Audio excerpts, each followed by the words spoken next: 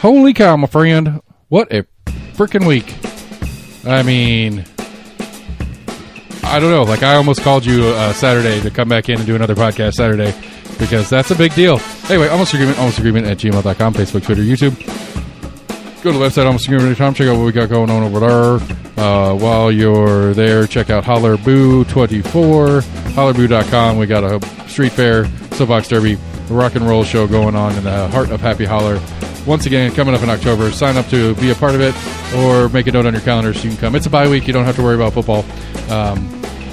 And so that's that. Anyway, lots and lots and lots of stuff going on this week. National news is inevitable today, whether we got to talk about it. Anyway, we're almost in agreement.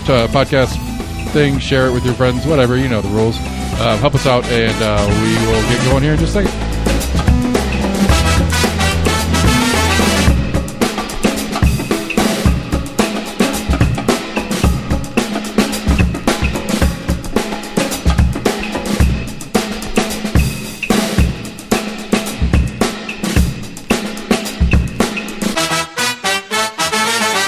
How about day? Hey. What's happening? Oh, not much. What's new with you? Not much.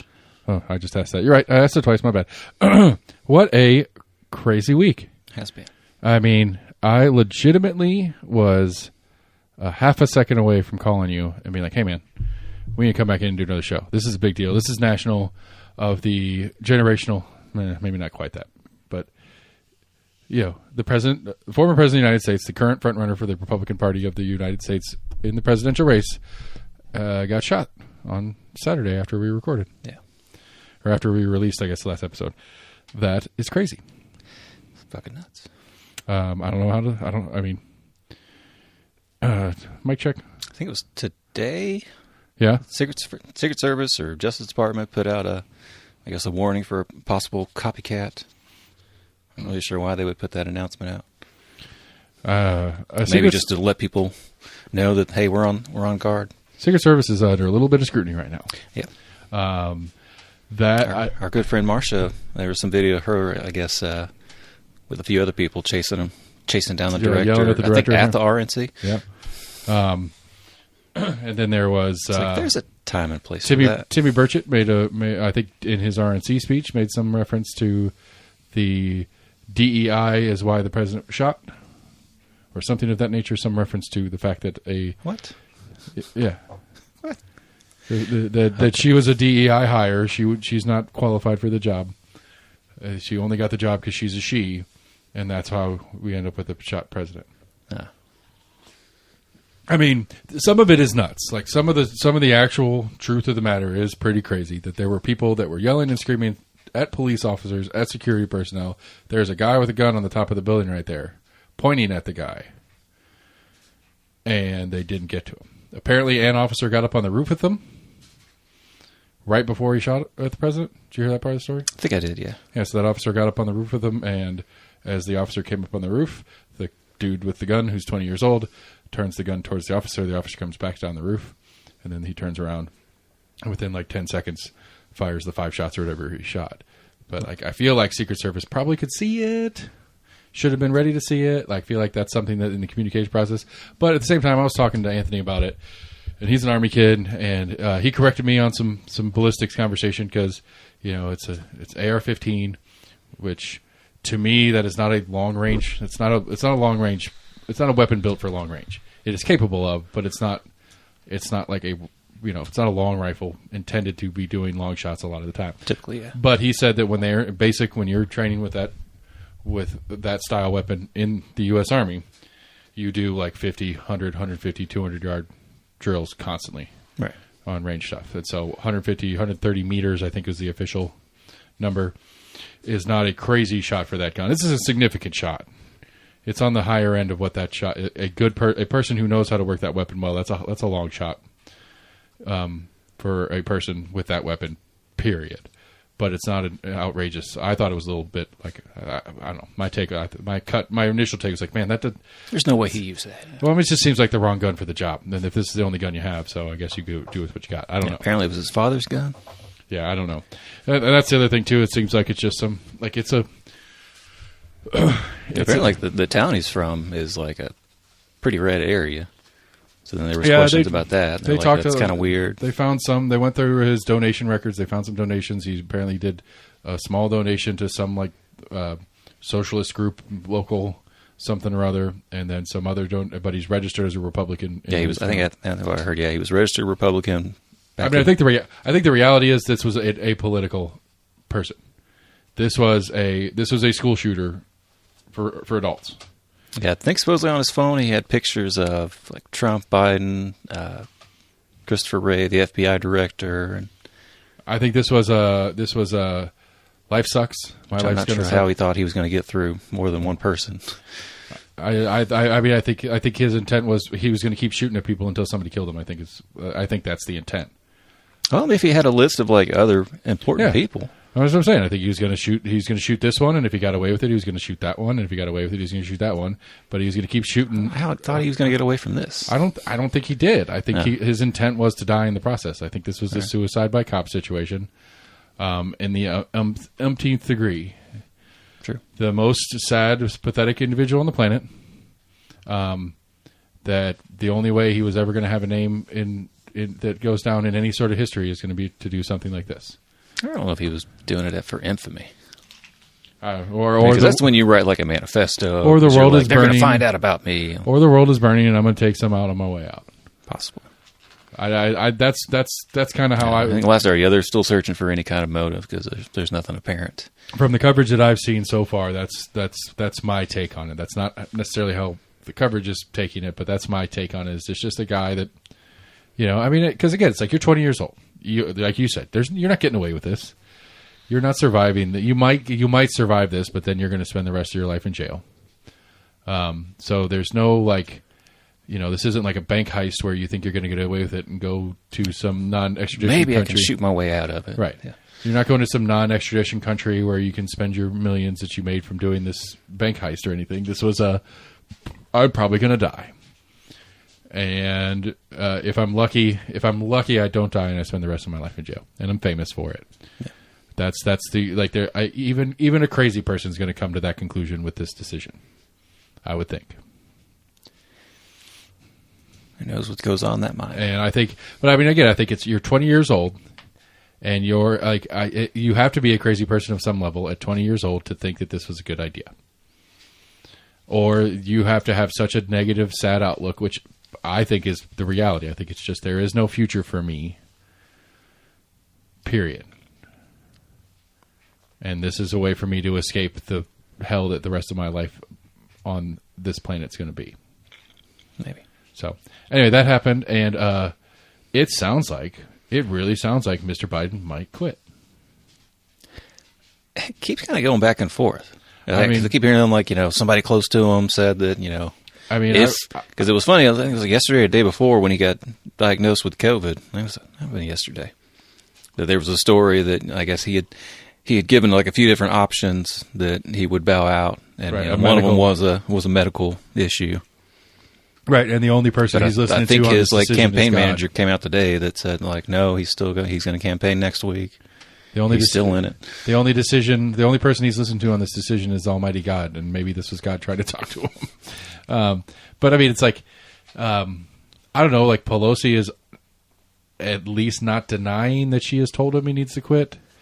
Yeah, I've read that she's Schiff and Schumer and Hakeem Jeffries are all have all spoken to him and been asked if they told him he needs to quit, and they don't say no. They're not outright saying they're asking him to quit yet, for the most part. Pelosi my favorite is probably Pelosi saying he needs time to make the decision. Well, he's been pretty clear since the debate of what his decision is. So what you mean is he needs time to make the decision you want him to make, not the decision he's already made, because that's the wrong decision in your opinion. That's what it sounds like. Yeah, I thought I saw something that I had seen a quote, but I thought I said even Obama was encouraging him, but yeah. I don't know that directly. Well, the rumor mill or whatever that I've heard on that one is that George Clooney op-ed that came out last week. I think I heard about it, but I don't. Apparently, Clooney, for the. I think I did hear that Clooney was finally for the Beltway insiders that are out there, the DC elite kind of people. If Clooney says it, it was probably because Obama told him to say it. It's kind of the the general thing. Are they that tight? That's what the people in the know reference when they talk about it. Funny. I mean, I don't know. Why does George Clooney have any? Why would he have any? Why would his op-ed be an op-ed worth publishing? Because he's George Clooney? I mean, he's famous enough. It's sad that, yes, we live in a world that sometimes famous people that dabble their toes in politics from time to time get to be seen as pundits from time to time. Yeah, I suppose. But Schiff and Schumer and Pelosi and all of them, I don't know. I talked to Max earlier today. He's really concerned that he's going to lose his bet. He's certainly going to have a hard time winning his bet if Biden doesn't get reelected. But he's only got a couple months left for Biden to get removed from office. I thought one of his was he was going to be out before he wasn't going to complete his first term. I can't remember. We need to go back and check the record on it officially. His recollection of it is he would not finish his presidency. Which, and I don't know. I was joking with the Compass guys today about it, and they were talking about it, and it's kind of like, it's like the Lester Holt interview. Did you see that one? No. Lester Holt with Mr. Biden, and I was kind of impressed. Lester's like, "Have you watched the debate?" And again, give Joe Biden a little bit of credit. Joe's response was, "I was in it, man. I don't need to watch it." I was there, man. I lived it. I lived it, man. Yeah, I mean, that's what he said. And it was quick and it was sharp, and it was like, good retort, sir. But no malarkey. But what Lester's trying to say is everybody is talking about your debate performance. Right. Everybody's talking about how bad it was. And I think he even admitted that. He says I had a bad night and whatever, but it's just but basically what Lester was digging at is everybody out here crazy and didn't see what they saw. Do you agree that it was that do you agree that what it looked like is what everybody says it looks like? He's like, I don't know, I haven't watched it, I lived it, whatever. It's like I had a bad night. And so he kind of poked at it hard, and I was just like, we're talking about Jesse has moved his parents down here from New York, where they're from. They're getting old and stuff like that, and he's like, I never would have considered the difficulty of dealing with an elderly person, trying to get him to do something, the stubbornness of old people, until I tried to get my dad to move. And it's like, Dad, everything, all the logic and stuff like that makes perfect sense. Right. Get down here, and you'll have some family around, and we'll be able to help out with this, that, and the other, and you won't be way off in New York by yourself where nobody's around if something happens. Yeah. It's like everything makes perfect sense. But, this is his house, and this is where he is, and he doesn't want to change, and he wants the X, Y, and Z. And he's like, and this is just getting my dad to move. I could imagine it's a wholly different level of conversation when you're trying to get him to quit being the president of the United States. Yeah. And so I said something that I was like, now let's imagine 2027, 2028 Joe Biden and how well that's going to look. Although he's termed out, and I don't see him trying to make some change so he can be president forever. But still, and he gets at Biden in the tail end of a second term with this is where we are now.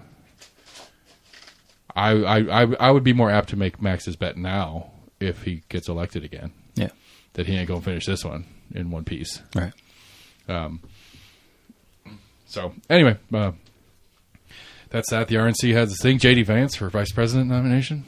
Interesting choice. It's kind of fun. Hillbilly elegy. I think he was listed as, some of the possibles. I think I think it might come back politically, just pure politics, not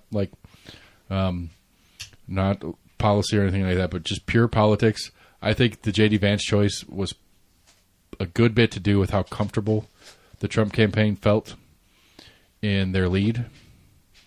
And that conversation changes if Joe does drop out, because there are a number of people in polling who show a little bit less of a trailing by less to him in key swing states and stuff like that, or even leading him where he's beating Biden. Do you think he would have chose someone else if it's possible? He thought the race was a little tighter? J.D. Vance is not a Pence pick. The Pence pick was very specific for that evangelical, hard Christian right. That is why he picked Pence last time. Yeah, but J.D. Vance is kind of a little bit of like kind of the new age Republican, but he's also someone that was against him in years past, but he's warmed up to him. Right. So he kind of gets that middle ground of people that weren't so sure. But he's also from Ohio, which isn't a state that they need any help with. There's other players. Ohio's still a swing state. There's other potential players that could have been more directly impactful in the pure politics part of it, not in the policy part, but in the politics part of it that he could have brought on board. That may have been a more politically advantageous, but he didn't feel like he needs it, so he gets the policy and the loyalty pledge out of J.D. Vance and stuff like that. So I think that's what happened there. Possible. But our mayor, County Mayor Glenn Jacobs, was at the RNC, as well as Marsha, as you mentioned. I don't know if Haggerty was there or not, but Burchett definitely was. Governor Lee spoke at one point. Did he? Said that the school choice is the civil rights movement of our era. Interesting. Yeah, that's our governor, everybody. You think you got it bad in California, New York. This is what we live in every day, all day, and whatnot. The school choice thing's getting it's hot, man. I don't know how much TV. You don't watch a lot of TV, right? Not a whole lot. No. We literally only watch Jeopardy. Like that's the only time I'm watching television. Yeah. And what used to be all Wegovy and other one of these weird little pre-diabetes drugs and stuff that are out right now used to be all the ads. Right. Have all been replaced by it's a school choice pack. It's a national school choice pack that is just blasting. Jeopardy nighttime viewers, primetime viewers, right? People that they're trying to get out of their current state senators and state house members that they're trying to get out. Meaning they have a candidate that's running against them. They're trying to get the primary to go this way or that way or whatever. And it's all the same. It's all the same pack. And all the hits on the candidates have nothing to do with schools. All the hits are like, he's soft on criminals. He lets rapists and he betrays the victims. And so like local level or state level? It's all state level stuff. And so I don't know any of the names. Right. So they're not Knox County. They're not part of the Knox County delegation. I've seen one Marsha Blackburn ad and all the mess, which is, whatever. I saw one of her ads. She doesn't have a primary, so she's not really worried about anything for another couple of weeks anyway. When I saw her, it was just like, I'm on Team Trump. I'm like, I think everybody knows that. The one I saw was a cartoon. Interesting. Yeah. And it was a very generously animated version of her. I'll put it that way. And Marsha's a little hot in that kind of like, she might hit you a couple times sort of way, in a kind of hot way. You know what I'm saying? Okay. Just saying. I would prefer never to be in the same room as her if I'm honest, except maybe if it's a work thing like interviewing her or something like that. But I wouldn't want to be around her for the most part. But she's got a little bit of that hot, like, Karen sort of thing going on. For an old lady. More importantly, I don't think I could handle hearing her talk in person for a long period of time. I don't mind a southern accent, but yeah, her voice is a little bit. Yeah. Maybe it's because I'm just afraid of what the next thing's going to come out and my ability to not be very upset by whatever it is.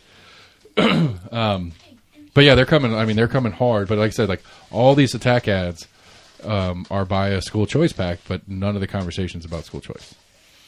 Like it's all about like this guy voted for the same one that Monica was trying to hit Massey on about giving illegal immigrants in-state tuition. And there is some guy out there who this is his own ad for himself who he says that Tennessee is a border state. So vote for that guy because he thinks Tennessee is a border state. By proxy, sure.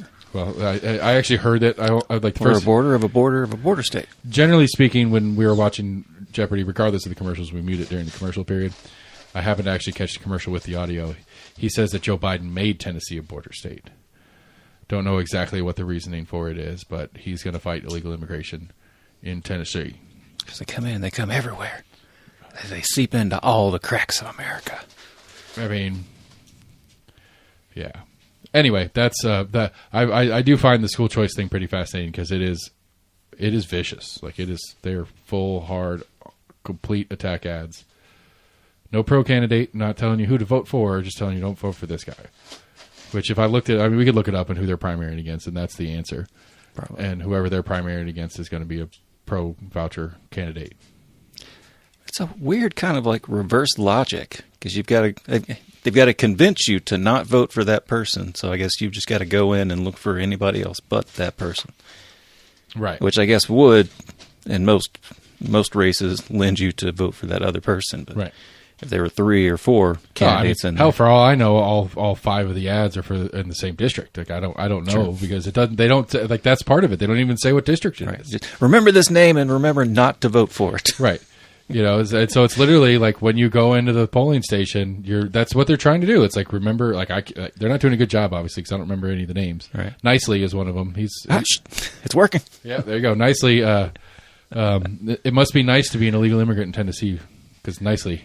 It's super nice to these people who are whatever. Anyway, and so I mean, if nicely was on a ballot that I saw and I didn't pay attention like most people do, and I go nicely wants to give illegal immigrants a shit. Was I remember that nicely was nice or nicely was not nice? But I mean, to say like if you see that and you're like I don't know who I want to vote for in this primary. Because you're going in for the other stuff that's on the ballot. You have one thing that you're actually going for. You just go because you're supposed to go. It's election day. I got to do it. And it's like, well, I can't vote for that guy. He likes illegal immigrants. He's trying to give our money to them Mexicans. He's going to give them all debit cards. Yeah. Free cell phones. And room and board. And so, I don't know. Like, I think I would assume that there is some level of work. I text Becky Massey about it. She's like, the sad part is that it's all that, like I made a joke about how much they must be spending on ads to get this primetime coverage. She's like, it's probably such a small percentage of their total budget. It's not even worth it. Yes, please.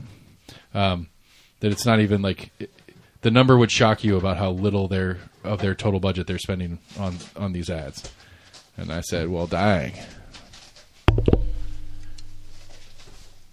But hey, I mean, it's crazy when you talk about the amount of money that gets spent on just even small elections. Yeah. Which is interesting. That's one of the things going on in the city and the county, or the city election, the balloting changes that are being conversed about, is that it was something I didn't consider until it was, I can't remember who brought it up. One of the city councilors brought it up because they had their work session on these charter changes. Because they have to change the charter. They have to put a charter amendment in place to correct the election process for the city of Knoxville. State law took away the exception that the city of Knoxville had for doing district primaries with at-large generals. So there's different ways they can change the charter to get within the new state law. And one of the ideas brought up by Roberto, I believe, was that we'll just do everybody at large. But what we have is the 5 districts or 6 districts. 6 districts? 3 at-larges? Shit, I'm getting myself confused. Anyway, but what we have is the districts currently. We'll have residency requires for at-large 1, 2, 3, 4, 5, 6.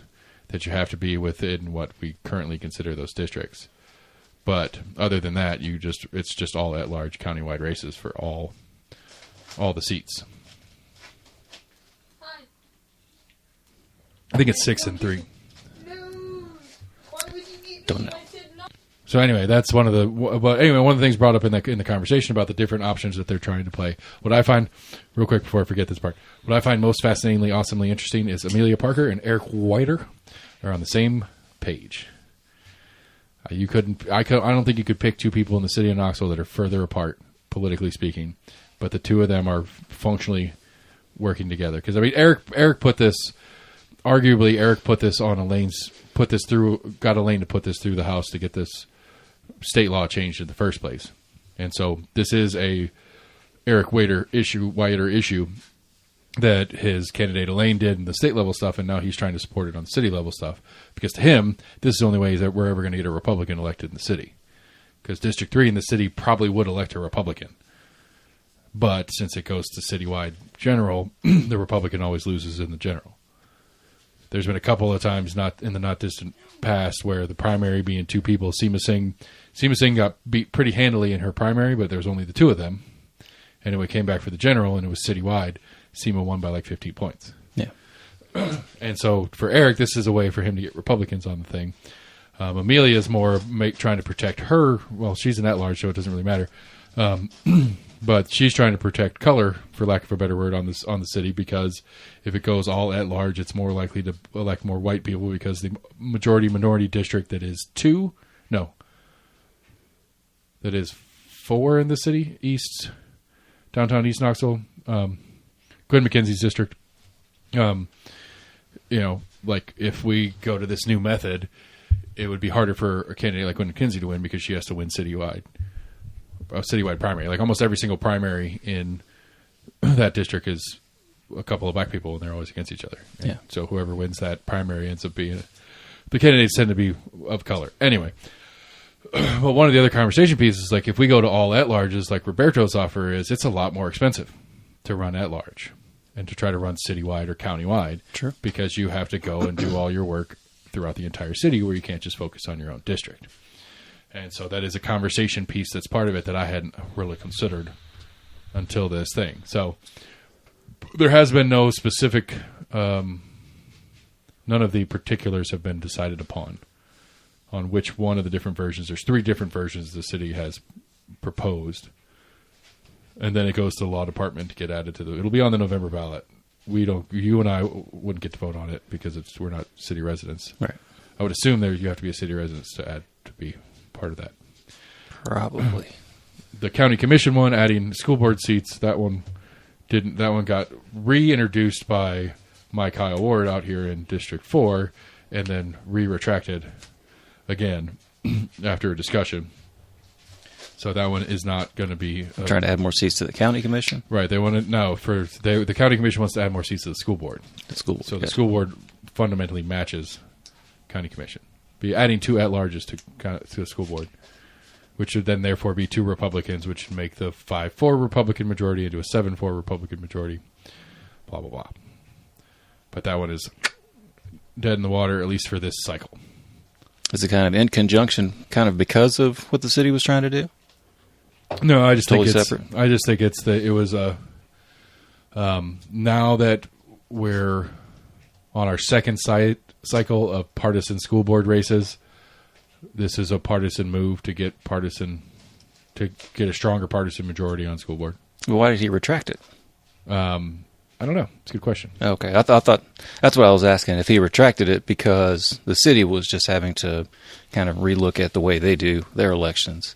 If they might have been that might, I don't know. I don't think that was part of the conversation. There was something mentioned about adding 2 different charter amendments to 2 different charters on the same ballot. Might get a little ducky.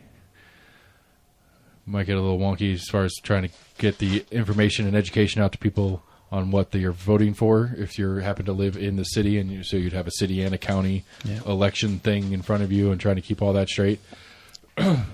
But I think it's the motivation is clear, that it's a political move, not a representational move, and that the body as a whole was not really big on it. And it seemed and school board gets a little touchy. That's the one where they're at least pretending to try to hold on, for some people at least, to a nonpartisan feel. And so that's what it seemed like to me, at least in the different conversations on it. What else going on? We got to catch up, staying local. Betty Smith is retiring, air quotes. He's finishing the year, probably getting paid to not work for the rest of the year by the university is what it looks like to me. I think they just paid him out for the rest of the year for just paid him off. And No, get away from me. I'm going to find an interesting move to, I don't know, I guess, I don't know, whatever. You're doing a structural change as a major entity, $30,000 or whatever it is, $50,000, whatever the rest of his salary is, or whatever he got paid for the rest of the year. It's not a huge cost to go ahead and get whatever project, because at some level you're going to have different people in different places and different timelines of different contracts. You're going to end up paying off some crap to get rid of some people anyway. So we'll see. I don't know. I'm still can't quite get the feel of what is actually happening, because he says, my family and I conversated and we decided it's time for me to retire. Nobody thinks that. Nobody that talks about the situation thinks that is the truth. think so. But that is the quote that he gave out in a press release and talking to people. Like, nobody thinks that you wanted to retire, that you decided it was the right time to retire. Everybody thinks that the university said, you're going to do it our way, you're going to get the fuck out. And he said, well, your way sucks. Make me. And they said, see you later, buddy. I mean, because it seemed like why would you do it so instantaneously like they did it last week? I mean, it's in between school years. So, I mean, this is kind of like their off season as well. Yeah, but you have to think that at least somebody would have been like, is there going to be any backlash for this? Is this something we need to be careful with, or can we just be brazen and do this? I think somebody would have been like, yeah, we might get a poor reaction to this if we just do it. I would think somebody might have been like, just, maybe just be a little careful with it. Don't just go crazy on it. And if that's if there was any inkling that there was going to be any backlash, then you would think they would have slowed down and been like, okay, how do we strategically do this to make it as least impactful as possible? And this way ain't that. Or maybe it is. Maybe there was no way to do it because there was no way that they knew there was no way they were going to get rid of him without some uproar. Right. Maybe. I don't know. You have with anybody that's been there that long, you're going to have that kind of like hard to rip the Band-Aid off. Yeah, but hell, if you want to do it right, give them a little bit of extra whatever. Throw them a couple extra bucks. It'd be like, oh, maybe they did. Maybe that's why he's taking the high road. But do it preemptively and be like unprompted, not prompted by anything we're doing or anything like that. But go out and announce your retirement, please.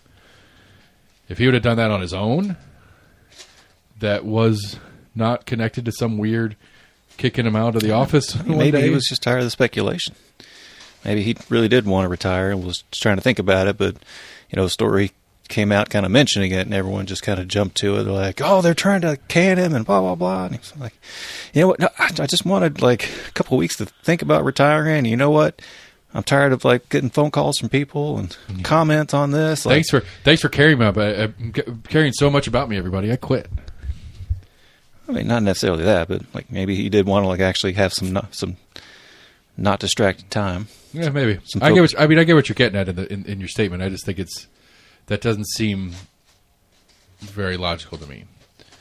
I think so. He's been doing it a long time. 20-something years, yeah. He's not a young person. No, he's not. But, yeah, it's just a big, I don't know, it turned into a big old shit show. And I just think it's funny that, if we complain about, apparently people are sending 2-cent donations in with their regular people whom donate regularly to the university. Just a comment? Are sending 2-cent donations instead of their normal $10 a month or whatever they normally send, with a letter that says, you're only getting this because you fired Benny. I don't get it. I don't this is a contract. I respect the premise of what the institution of WTK was. I respect the idea of it being an important community piece. I don't necessarily respect the idea that it needed or has any purpose in being attached to the university. I think that was just a happenstance. Because it's university, because the standard, profit model wasn't as important because it was a university radio station as opposed to a for-profit station. They could be a little bit more whatever, which over time evolved into this community centerpiece. I don't really know how it started. I mean, I think it was a student-run. I think initially it was just a straight-up student-run station. And then as it got a little bit more as it continued to grow in whatever, they kind of formatted it into a more, it's still student-run, student-led, and student-activated, and blah, blah, blah. But that it was more managed than just kind of a student free-for-all. Yeah. And that it was more of this is an actual part of our broadcasting school that we do this other broadcasted journalism and whatever with it. So, and again, I think that's part of what is actually functionally changing and why they did this is that, well, we're restructuring this whole thing. This is how we want to change that one. All right. So I don't know if I think I'm writing myself in for County Commission District 4, by the way. Okay. They're both running on schools. I can't do it. I can't do it. I mean, Garrett's winning right now because at least when I talked to him in our text messages during the show last week, he played me correctly in saying if anybody says it's anything but money, they're lying to you, or whatever the quote was that he said last week. Like, that is correct. But like in my head, all I'm thinking is, then why did you bring it up? Because you're not going to do it. You're not going to do it. Shane Jackson's not going to do it. Kim Frazier's not going to do it. Nobody that's on county commission is going to say, hey, Mayor, why don't you add another $20 million to the school budget that we don't have, so that either A, we can go ahead and pass a property tax increase, because that's going to go over super well, especially since, you're the mayor that guarantees he will not do that. Like, there is zero chance that anybody on county commission is going to do anything, except for maybe Courtney Durrett and Dasha, and whoever, at least currently Dasha, she's ending. This is her last. She's quitting. May propose something or whatever, but there's no chance. There's no chance that Garrett Holt, or Shane Jackson for that matter, is going to have any effectual function inside of what's going on with the schools. Because, the only thing they can do is money. And, okay, Shane, you can, or Garrett for that matter, either one of you can propose whatever you want to the mayor and say, Mayor, please add this to the budget. He's going to say no. Because the only way he can say yes is a property tax increase. And he ain't going to do it, and you're not going to do it either. Shane might do it. Shane might vote for a property tax increase, but it doesn't matter. It's functional bullshit, and I hate it. It makes me angry. Every time. Well, it's the same thing with my dude. I don't know. He's not in our district anyway, but it doesn't matter. But the dude that says Tennessee's a border state, he's going to fight illegal immigration. It's like, you're a state senator in the state of Tennessee. You have fuck all to do with immigration. You can do things to make it less desirable for illegal immigrants to come to Tennessee to reside. Okay. You're not going to change immigration policy. You're just going to change. You're going to try to put some disincentives of illegal immigrants to come to Tennessee. But you're not going to stop. You could try to do like Texas does and kind of take over federal enforcement of immigration. I'm not sure where that's sitting in Texas. Not on borders of Tennessee. You can't. You can't take the Tennessee National Guard and put them on the border of Georgia and say you have to come through this checkpoint. No, you just say that. I guess it'd have to be. It's like state troopers. That almost have to be like state police. I guess that have the authority. I don't think you can do that either. Like I do. You're not supposed to, but I mean, Texas passed a state law that gave their officers, right, because they have a foreign border. They can go on the foreign border and do stuff, like, but you can't take like the state. It had nothing to do with going on the foreign border. I think it just had to do with basically dealing with what the customs or what ICE does. I think everybody's trying to take over. What is Texas doing? What is Texas specifically doing? And maybe I don't know that I know what this is, but to understand it, like I know Texas. I'm sure I'm probably saying it wrong, but I know Texas. It wasn't long ago they passed a law. I don't think it had to do with the Texas National Guard. I know. I'm talking about a different thing, I think, but go ahead. Yeah. No, they passed a law that basically kind of like deputized. I would assume it would almost have to be state police, because you kind of have to have the. But to do what? To essentially arrest illegal immigrants. On what grounds? How do they know they're illegal immigrants? I guess they found out that they were in the country illegally, for however means. Not necessarily just catch them coming over the border, but that's the G-287 or whatever that the sheriff's office has gotten a bunch of flack for doing. I mean, they're not going out, they're not seeking out illegal immigrants, but if they arrest somebody who in the process they find that they are, that's what that program is, the 287G, G-287. I don't know. That's what that program is. It's basically that you can, as a law enforcement agency, you can opt into this program, which basically says if you arrest somebody, or I don't even think you have to arrest them. If you have contact with somebody, and through that contact, by checking their ID or whatever, you find out that they are not legal in U.S., they're not legally allowed to be in the United States, you can detain them, and ICE will come and pick them up from you. Right. You can opt into that. You're not required by law or anything. Maybe that's what this one is. I think this is different. I think they were essentially. I think the Texas was trying to circumvent ICE and kind of trying to do everything themselves. Because the federal government was pushing back on it. They're like, no one else has that authority outside of federal agents. I mean, I don't. So because immigration is a federal issue. Yeah, but Texas doesn't have the right. Ooh, I don't know. That's interesting. But I guess this is why it's illegal. They can, like you said, they can hold them. But as far as like custody, they, like you said, they would, I guess, at least in our state or in our understanding of it, ICE has to come pick them up to take custody to then. Or you take them to a detainment center or something. I'm sure there's a Tennessee. There's some center in Tennessee that does ICE detainment, but I'm sure we're mixing up both of these. But some of the basically Texas was trying to expand their immigration powers. Right, because I know that Governor Lee sent Tennessee National Guard down to Texas and. Texas National Guard on Governor Abbott's. That's more like monitoring the border, protecting the border. Right. But again, but short of like this was like immigration, like enforcement, basically. If they added the only thing that would make sense is that, and I still don't know that you could federally do that. I think I don't know.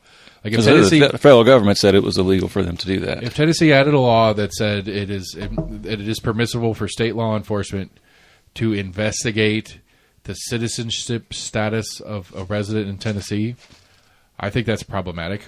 I don't think the state of Tennessee, by federal law, has the right to come in and be like, "Hey, are you a U.S. citizen?" I'm not answering. I don't have to answer that question to you. You have no authority over this conversation. You don't have a right to ask me that question. Some of them they just figured out by like happenstance. Like I've heard of people getting busted like at court. Like they show up to their immigration meeting or whatever, and then that's where they get arrested. They're like, well, technically, right now you're still illegal. It's like I just met with my immigration. That's why I hate. That's why this is why I'm a libertarian, because they suck at this. Because this is okay. I'm not going to go down my hemp rabbit hole much, but that's the problem with the way that law works in this country is that we have these laws written that. When we feel like it, we decide to enforce them. And so it's very unclear to the regular person whether it's legal or not. Like, it is literally unclear to me whether I'm functionally breaking the law right now, doing what we've been doing for years. I can't get a straight answer out of anybody. And at the end of the day, if Department of Ag, TBI, the Department of Revenue, Knox County Sheriff Office comes in, starts poking around, we're probably in clear violation of some interpretation of the state law put in place. And I have no recourse nor ability from the state to get a clear understanding of this to make sure I'm doing it right. And I'm pretty sure that the courts would be on your side in that. They should be. Right. But, it's like, they're, I don't know. It's not a guarantee, but even if the court is on my side, it's at great expense for me to defend myself from the lack of clarity from the state. That's when you sue for damages as well. I understand it. Right, and it costs you money. But the courts are generally on the other side. They're generally hesitant to award damages where the plaintiff is the state or the defendant is the state. No, I see big payouts all the time. Right, for like wrongful deaths and stuff like that, not for false arrest. Because in a civil suit, what's the argument from the state? It wasn't a false arrest. It was a legitimate arrest by the understanding of the law by that officer at that time. What's my argument? That's clearly not what the law said. It wouldn't be a civil suit. If I'm suing the state, yes, it would. Their criminal case against me would be criminal when they're coming against me, but when I'm suing them for damages, I say, your false arrest of me cost me X number of dollars. I want my money back. Right. And they say it wasn't a false arrest. It was legitimate. However, we acknowledged through the courts that it was a little bit unclear, and we released you because we thought it wasn't really fair and unclear. But we didn't falsely arrest you. It's a simple argument, and it's the true argument on their side. It's bullshit, but it's true. Right. But you could still argue damages in that. I don't know. Going down a weird hypothetical. I can argue damages all I want. It's just it's a lot harder to win those damages. Not to mention the extended cost of trying to sue for damages and all that kind of stuff. When I'm trying to recover damages being awarded would have to predicate on them admitting that you were falsely arrested. I mean, if they want to settle, yeah. But if I'd have to take it to a jury and be like, they arrested me for no reason. And it cost me this much money. That's my case. their defense So of they that. arrest you under a vague understanding or a misinterpretation of the law. Okay, and then their defense is it was a misunderstanding of the law.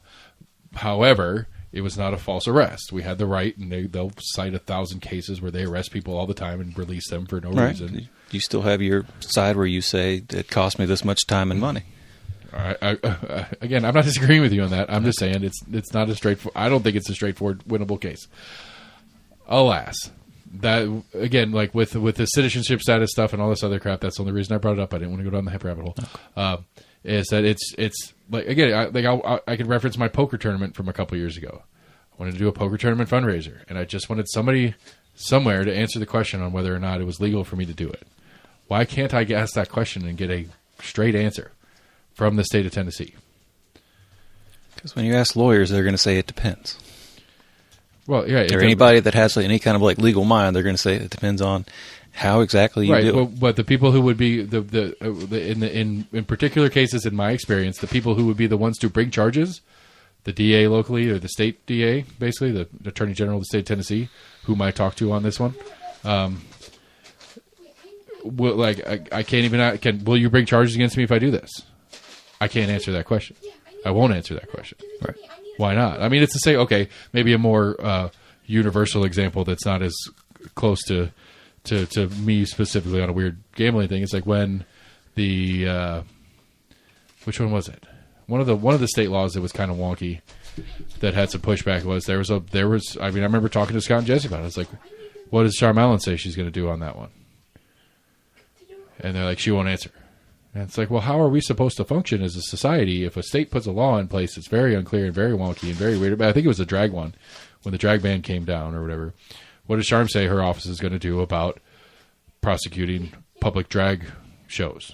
They actually got overturned today. I know, I did see about that. Oh, okay. But, and it didn't really. It's a little bit different. Right, yeah. It's wonky. But, what did Charm say about, her office's stance on this topic?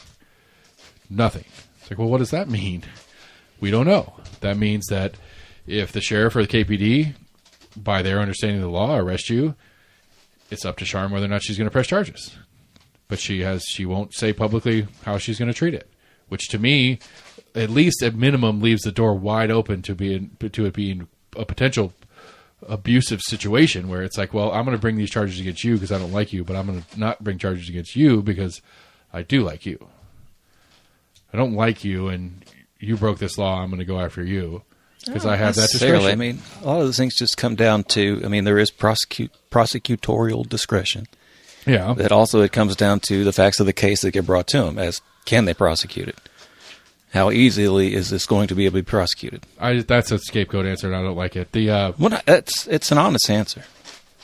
That's why they won't say whether they would or would not prosecute something. Will you prosecute because they don't want to give out a quote saying that they wouldn't do this. Be like, hey, you said you weren't going to do this at all. Well, I mean, they don't have to be honest. I guess is part of the problem too. But if I said to Charm Allen, will you prosecute somebody will you prosecute a case that is solely about public drag? I think it's a fair question to ask, and it deserves an answer. Because one, what is her definition of drag? Because that's a fun, different, weird one that gets all wonky in details. Maybe that's the better way to do it. Like, okay, let's assume that you will prosecute for this. What is your definition of drag? Doesn't matter what her definition of it is. Absolutely does. No. She does not define it. If her discretion is going to be whether she considers that drag or not, and therefore prosecuted or not under the statute, it makes a complete difference. No. Yes. It's not how she interprets the law. Yes. Absolutely. If your statement is that part of the reason they bring cases and don't bring cases depends on the evidence and the interpretation. I mean that would include the interpretation. Does the evidence that's presented here evidence to prosecute and the actual understanding and like the fine letter of the law are two completely different levels of reasoning to prosecute someone. Whether or not you have enough evidence is one thing. Whether or not you have the law on your side is a completely different thing.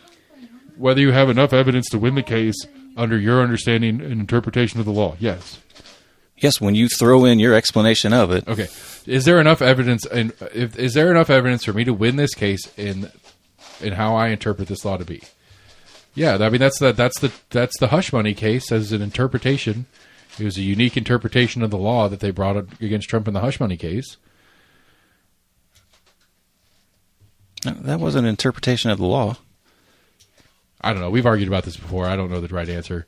I've heard from different people, from different legal people in different national whatever coverage that do it or whatever, saying that there's different levels of whether or not of that process. That's where they kind of get in that prosecutorial discretion. It's a very unique situation. It was a very unique situation to heighten this to a felony status or whatever by the interpretation that the New York prosecutor brought to it. That was somebody's analysis that I was listening to talking about it. Their take was like, yeah, it sort of makes sense. The misdemeanor case makes complete sense. But the upgrade to the felony is a unique interpretation by the DA's office. That was this legal expert that I was listening to talking about his take. Now, I don't know. Different legal experts, again, it's interpreted. I mean, it was the way the law was. That I guess there was this kind of caveat that if you commit these crimes, but it's also in conjunction with this other thing, that you can tie the two together, that it upgrades it up to the felony. I think that's kind of what it was. Right. Which is going to fall off now that the immunity thing passed. Possibly. Anyway. He's put it on hold, I guess, as far as his ruling. Right. Sentencing is on indefinite hold, or at least still post-election. This is, yeah. And the Mar-a-Lago one just got dismissed. That's going to get re-upped. Yeah, I think that's going to get overturned. Whether or not she'll get taken off the case. How that judge still has a job, period, is crazy. Because this is like the third time she's done something where it's got kicked up and then kicks back, and they tell her she's wrong. I remember like one other time when she appointed like the special master or whatever. But I saw something today that was talking about a second time, but I couldn't remember what the second time was. I don't know. There's been a couple. I'd heard the same thing. It's like this. There's been a couple different times where this judge has done stuff that there's no precedent for this. This makes zero sense. This is. But I think to get her off the case, I think would be another delay. Right. It's not what the prosecution wants either. Because apparently he's appealing to like a 3-panel judge, but then if they agree with the special counsel, defense could then ask for, I forget, it was like some weird word, but it's basically like a full panel, which could be up, I think it's like the full panel of like the Tennessee or the Florida. It's out of Atlanta, but it's like the 11th district or something like that. Yeah, the Southern District of whatever. But I guess the defense could then ask for a full panel decision if the 3-panel decision doesn't upholds. go their way. Right. Yeah, it's a mess. But then I think after that was then maybe they could asked for a separate. It wasn't asked for a recusal, but it was like a reassignment of the case or whatever. Right. Basically, like have that district reassign it to another judge. I'm real confused on the immunity part. Like I really don't like. I'm actually really upset about this decision, to be honest, and it has nothing to do with Trump. Well, the ruling was really weird because I've listened to a couple interpretations on it that. Even like Clarence Thomas, and I think it was in that case that Clarence Thomas kind of threw in there like a little softball to Eileen Cannon, and that kind of tipped the hat in this case, possibly, and that he questioned the appointment of special counsel, which was her reasoning for right. They did this right. This gets done all the time. I was talking about the immunity, the Supreme Court immunity, right? But that was his concurrence or whatever in the immunity ruling. Was he kind of threw that in there, but no one else signed on to his concurrence. I don't know. That's what's kind of weird. Like they'll write on and like to concur with each other. So I've seen a couple of articles recently about it almost being like a 3-3-3 court. Or 3. Yeah, 3-3-3 court. Because you got 3 liberal, 3 conservative, and 3 that were kind of in the middle. The three Republicans that Trump didn't appoint. Because I guess the 3 that he did, and then the 3 other ones. I guess 3 more like kind of like staunchly Republican, like kind of more like hardline Alito, Thomas. Because I guess Kavanaugh. Like Kavanaugh and Barrett have been a little bit of a swing. John Roberts has been a little bit of a swing. Yeah, Kavanaugh is softer than I expected him to be. I guess I don't know what I'm talking about on some cases. Yeah, I don't know. That's what's been kind of like weird. Right. But I mean, it's just like, okay, my standard, personally, and I'm not a constitutional scholar by any stretch of the imagination, but my standard personally is you're a citizen. Even when you're the president, you still should be treated as a citizen. You have no exemption. You have no immunity. Like the idea that it's a bad thing that a president might be concerned about being prosecuted for a crime they committed while president, I can't imagine a scenario where that is a bad thing. Right. Oh, well, I was going to, bomb the shit out of this village, but, well, I might get arrested for a war crime after my presidency, so I'm not going to do it now. Well, good. What are we talking about? If Congress changes hands, they may come after me. But it's not even Congress. Do they have a reason to come after you? It's really, right, yeah. But it's really when I get out of the presidency and the inevitable other party's candidate comes in, is he going to weaponize his Justice Department against me? Now, I do agree that it could be problematic long term if every subsequent presidency we have the current president weaponizing the Justice Department to go after the former president. If that became a norm. Right. Like, apparently impeachment is becoming a norm. Now, Biden might not get a chance to get impeached because he might not make a second term. But, some impeachment trial is a norm. They were never going anywhere with that impeachment. I agree. I'm just saying, but to bring it up with nothing, like the Republicans did, or for a very light potential of it. They had, a little bit of, tangential right, evidence. But to even throw it out there is only because their guy got impeached and the guy before that, maybe, I guess Obama didn't, but then the guy before that, and then whatever. It's just it's that's the fear, and I don't know. I mean, it's possibly we could have been heading down that road. I don't think so. I think cooler heads would have prevailed. I don't know if I trust that either, but I get what you're saying. That's the potential. I do see that. That's the only thing that makes sense to me, to put some sort of protection in place for a president, so that we don't just turn into this constant. The current president is going after the former president for some sort of crime. I mean, the president already had pretty high levels of immunity. Well, and I think that's the other thing too. One of the scholars that I listened to on this topic was, it's like, look, all this is doing is putting in writing, putting in a Supreme Court case file, what has been the norm for years. Like, this has been the norm for a long time. We just now have it in writing. Partially, but it's still vague. Sure. Because there's still a question of what are official acts, what are unofficial acts. Yeah, but it doesn't matter. Like, the problem it does matter. It doesn't, because you can't. But if okay, so the judge determines that it's an unofficial act, so that you can bring charges. But if anywhere in your case is going to involve something official acts, something that can be argued as an official act, which would become your entire defense, right, is all your motive, means, motive, opportunity. Like the three bigs in a trial. If all you have to do is be like, well, we've just got to make the motive at least fall under some circumstance of official act, then they can't establish motive. Right. That's all we have to do.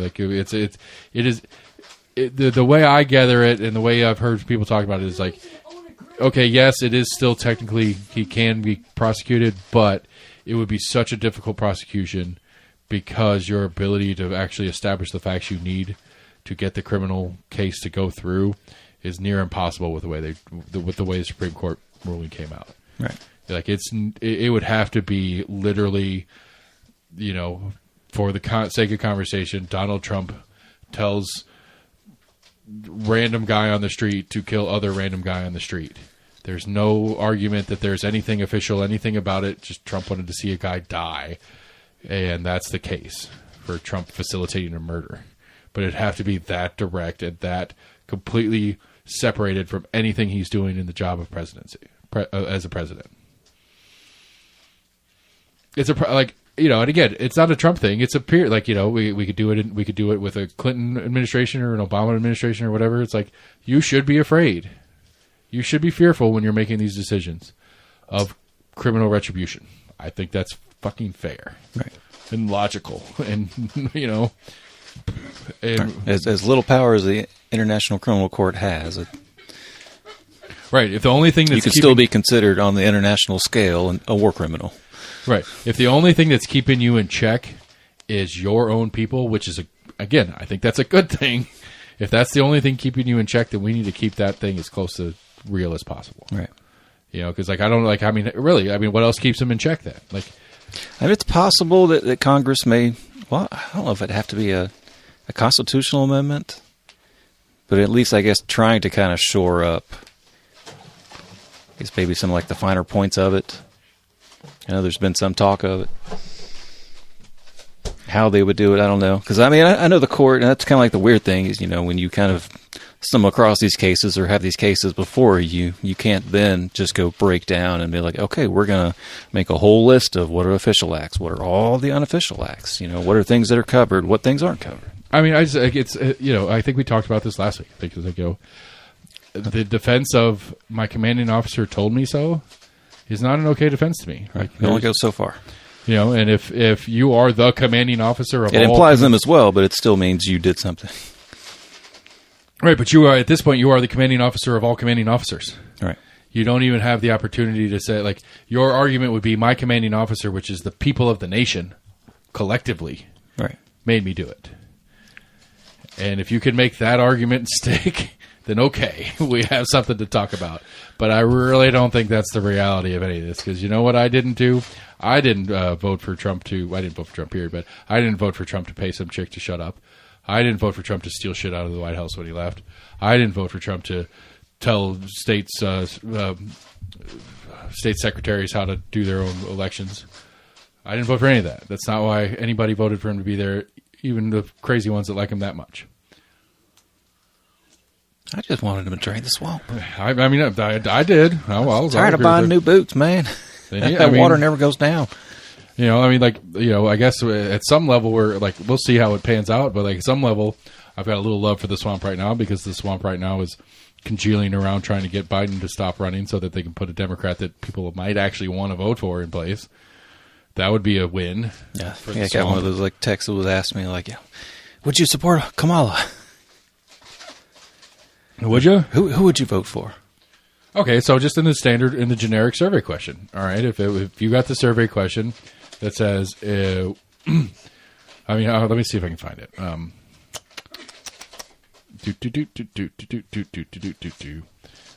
Because I am a Power Poll member. I'm an important and happening person in Knoxville. I'm on the Power Poll. All right, so the Power Poll this week, which is a rarity because it would say national issue Power Poll. They very rarely do those. Power Poll question number 1 was, if the presidential election was held today, who would you vote for? Biden, Trump, other. Biden won by a landslide in this group. If the presidential election was held today, who do you think would win?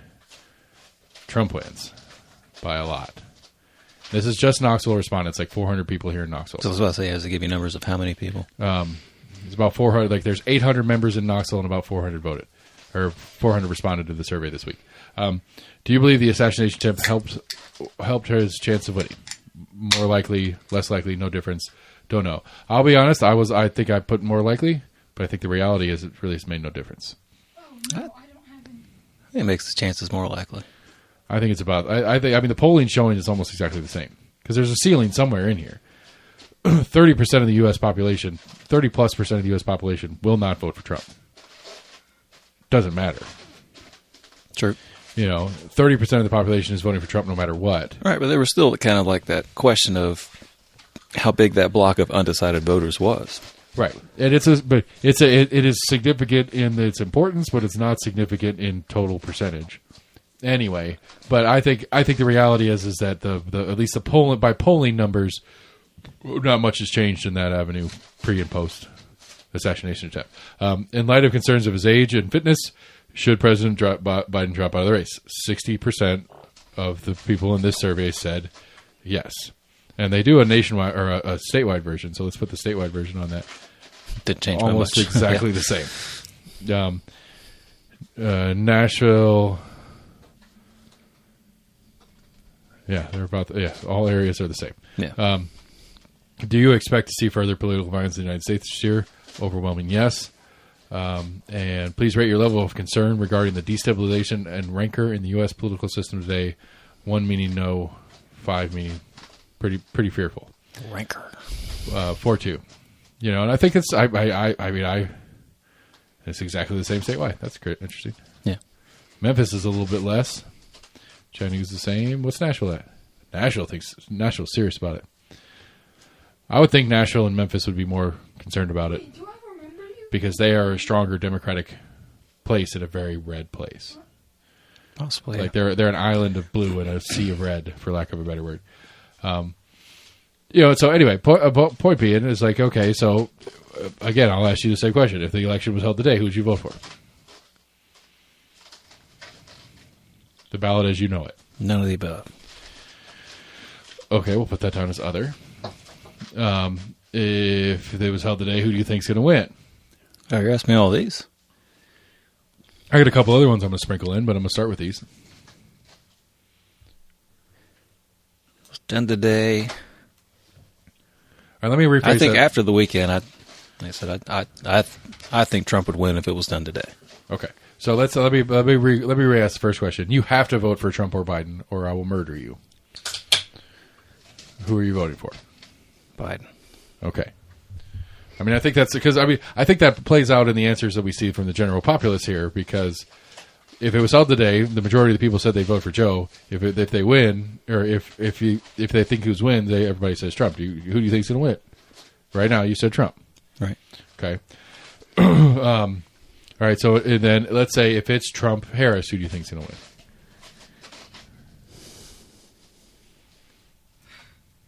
So I think that would be a tighter race, but I think Trump would probably win over Harris if it was done today. Okay, but either way, you're trending in the direction of if it's not Biden, there's a better chance for whoever the Democrat is to win.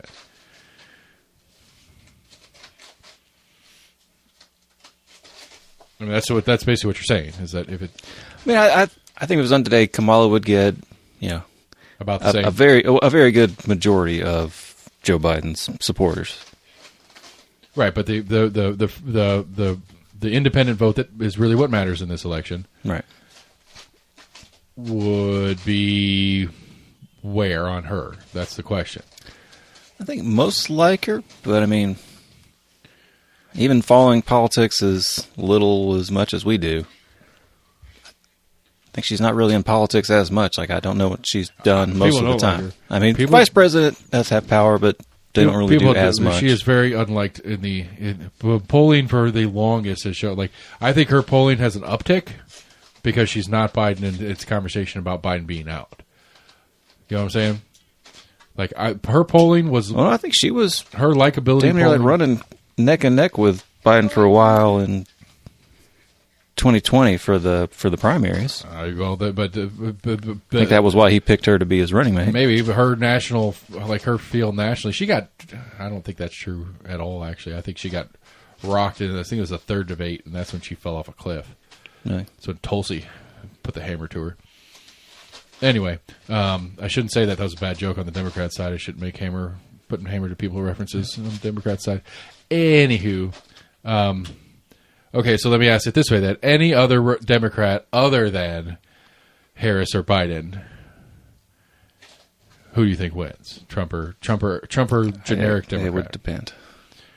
I still think Trump's. I think Trump's winning no matter what. Like I can't. The only thing that I can think. The only way I think the Democrats win this election is if they take RFK onto their ticket. Onto their ticket. Mm-hmm. I think if they put RFK on as the D on the ballot, that's the only way they're going to win this. Did you see that story about a leaked conversation of RFK and Trump? No. Why do you say it like that? Because I feel like we're going to talk about eating dogs again. No. Yep. Apparently, this was confirmed like by the Kennedy campaign. I mean, I don't doubt they've talked. I don't doubt they've talked. Is it recent? Is it while he was president? When was it? Yeah, it was Sunday. So it was the day after the attempt. Okay, so but I guess RFK I want to say it was like RFK was doing like a video interview with somebody, and then like Trump happened to call, and like Trump was on speakerphone, but supposedly like RFK like didn't know that the guy was still videotaping, because apparently like the campaign came out and apologized for the audio that came out of it. What was the audio? I've never heard anything about this. It had some of the. It was a little bit more buddy.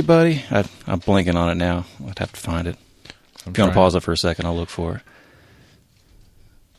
All right, AP News. You like AP? Kennedy apologizes after a video of him speaking to Trump leaks. RFK Jr. apologized Tuesday after a video was posted online showing part of a private phone call between the independent candidate and former President Trump. The video shows Kennedy listening on a speakerphone as Trump shares disproven claims about childhood vaccines, an issue that has helped Kennedy amass a loyal following among his people who reject the scientific consensus that the benefits of vaccines far outweigh the risks and complications. I would love you to do so, Trump tells Kennedy, and I think it'll be good for you and so big for you, and we're going to win. Kennedy says little in the portion of the conversation that was leaked, which begins while Trump is already speaking about vaccines. When President Trump called me, I was taping with an in-house videographer, Kennedy wrote on the X platform. I should have ordered the videographer to stop recording immediately. I am mortified that this was posted. I apologize to the president. The video was first posted by Kennedy's son, RFK III, who said it was recorded Sunday, a day after Trump was shot at a rally in Pennsylvania. Before the start of the RNC, it was deleted a short time later, but copies continue to circulate. The spokesperson for Kennedy said Monday he is not dropping out. His campaign is focused on getting on the ballot. Allies of both Trump and Democratic President Joe Biden worry about Kennedy's campaign. Well, I still don't understand what the content was. Well, because you skipped the ones. Read the sentence right before of what Trump actually said. Where? Up. Yeah, Trump also appears to pitch Kennedy on endorsing his campaign. And that's where the Trump quote came from. I would love you to do so. Trump also appears to pitch Kennedy on endorsing his campaign. Okay.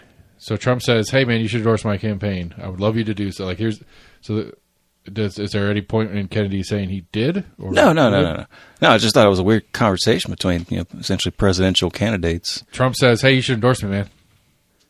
And Kennedy doesn't answer, and Kennedy has to apologize for that? He's apologizing for the leaked audio of this conversation. So he's just apologizing about a private conversation. You don't think this is a fucked up conversation for two candidates to have going into an election? I mean, Biden One candidate to be like, hey, you should support me. I mean, one, I think it speaks to how, generally speaking, an independent candidate is not a concern of the real candidates, or, quote, real candidates. Really? Because both I agree campaigns have been shitting on him. I mean, I think, I don't know. I think it's weird. I'm not sure. I don't know. I don't think it's from a Trump perspective, I don't think it's weird that Trump said, hey, you should support me. I think it's maybe foolhardy and, egotistical, but this is Trump we're talking about here, so it doesn't surprise me. Now, if Kennedy said, I would love to do so, and that was all we heard from Kennedy's side of it, that's why a spokesperson came out and was like, no, he's not dropping out. That's what I'm saying, though. It's like, like if Kennedy had said something about how he would or could or should or he might, if the X, Y, or Z doesn't happen, if he decides that this race is a moot point and he wants to quit, okay, fine, then we'll support you. But I don't know. That seems a little bit. I just thought it was odd that. I think it's odd that candidates are speaking to each other like that. But maybe I'm crazy. I mean, Biden called Trump on Saturday. I'm not. You said like that. I'm not pushing back that right. Talking about supporting each other. I mean, the one thing if somebody wasn't in the race. If RFK wasn't in the race, completely different conversation. Okay, so RFK is running for president, right, and you've got the current front-runner and most likely winner trying to get the third-place candidate to quit and support him. Yeah. I agree it's weird, but I don't think it's... I don't know. I don't think it's that fucked up. Because I think everybody and their brother, both parties, know that this is going to be a margin fight. That's shit you do behind the scenes. Well, I mean, it was supposed to be behind the scenes. That's why it's leaked audio. No. This is one candidate saying directly to the other candidate. Oh, you're talking. I'm saying this is surrogates and friends. This is conversations you have behind the scenes. You're like, hey, so off the record, are you guys thinking about dropping out? What are the latest numbers you guys have? Like, talk to him about, maybe endorsing, maybe we could get him in the blah, blah, blah. Right. We can get him a cabinet position if he gets out now. All right. So that's the preferred method. You want him to be trading work for endorsements? No. I'm just, like, You know, like I wish that it wasn't as like. I think you're right. I think this is something that happens normally, but maybe not as directly. I think it probably happens directly in inside party stuff. I'll bet you. You're probably right. It's probably campaign managers and stuff talking to each other at like DNC primary debates behind the scenes. The candidates are out there debating, but all their chiefs of staffs are in the back room talking about who's going to quit and support who. And hey, man, if you drop out, we'll get you. Hey Pete, why don't you quit today and I'll get you the transportation secretary job. It's possible. I mean, I would prefer those conversations to be out front, personally. I mean, I guarantee you some version of that conversation happened, and I'm using the Pete one as a probably real example. Drop out of this race, endorse me, and I'll get you a cabinet position. What do you want? Some version of that conversation happened, whether it was Biden directly to Pete or whether it was Harris to, well, I guess it wasn't Harris at that point, but whether it was Biden's campaign manager to Pete's campaign manager, some version of that conversation happened. It might have been Nancy Pelosi just separately. Who knows? I think Buttigieg was polling all right. I don't think he was polling terrifically or anything. I mean, he quit. He quit the race, immediately endorsed Biden, and when Biden gets elected, he's appointed to the transportation secretary. Right. I don't think those two things are unrelated. The endorsement, maybe he quit because it was time to quit, but I don't think the endorsement and the appointment are unrelated. I would be more surprised if they weren't. I mean, most candidates drop out and then endorse the presumptive candidate.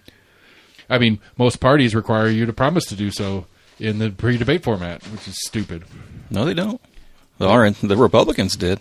I don't think that's ever been a Democratic thing. I mean, I don't know if they did or not. Well, it's because they assumed Trump wasn't going to do it. Right. And they wanted him on record, and they wanted to trap him in it. Right.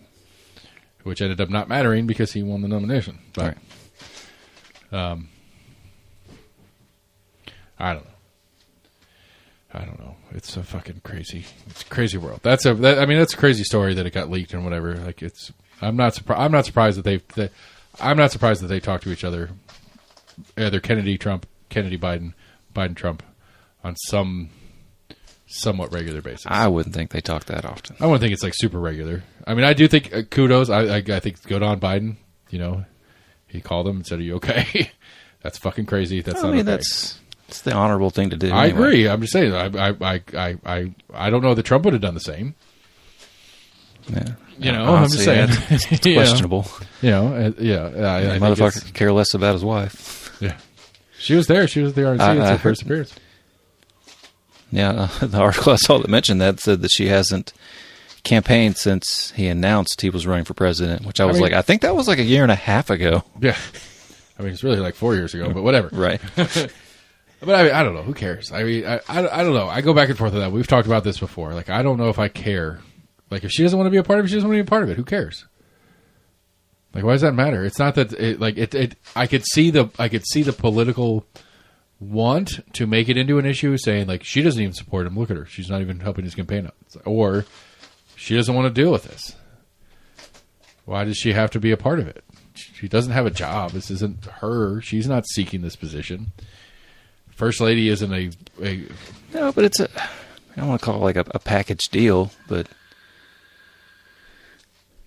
it's a norm. It's a norm that you have. You garner the title of first lady if you're the wife of the president. Right. It's a norm, and there's expectations if you were the first lady. I think it just I don't know. For me, it adds questions as to like what's going on with that. Like as far as like piss poor marriage. Like all right, well, why are they married? Why are they even together? Which that's been questions for a while. Sure. It's like his third wife. I don't know. But I mean, it's like, I mean, we can go back to the Clintons and that marriage. You think that Hillary didn't know that he was a philanderer prior to the Monica Lewinsky scandal? Very possibly, but she was still by his side. Right, and so that's a better thing that she's standing up there, standing by her man, despite the fact that their actual interpersonals are awful. I don't know. Not necessarily. No. I guess to me, my take on it is I respect the fact that Melania wants nothing to do with this. That she married this dude who has gone down this path, and she doesn't want anything to do with this path. And she is happy to let her man do what her man wants to do, but she doesn't have to do it. I mean, it's like, okay, like I guess this is, you know me, I like to throw rough analogies together on the fly. That'd be like Conor McGregor's girlfriend being the card holder between rings because he's in the fight. She's not supporting her man because she ain't out there in a bikini saying it's round 2 now. No.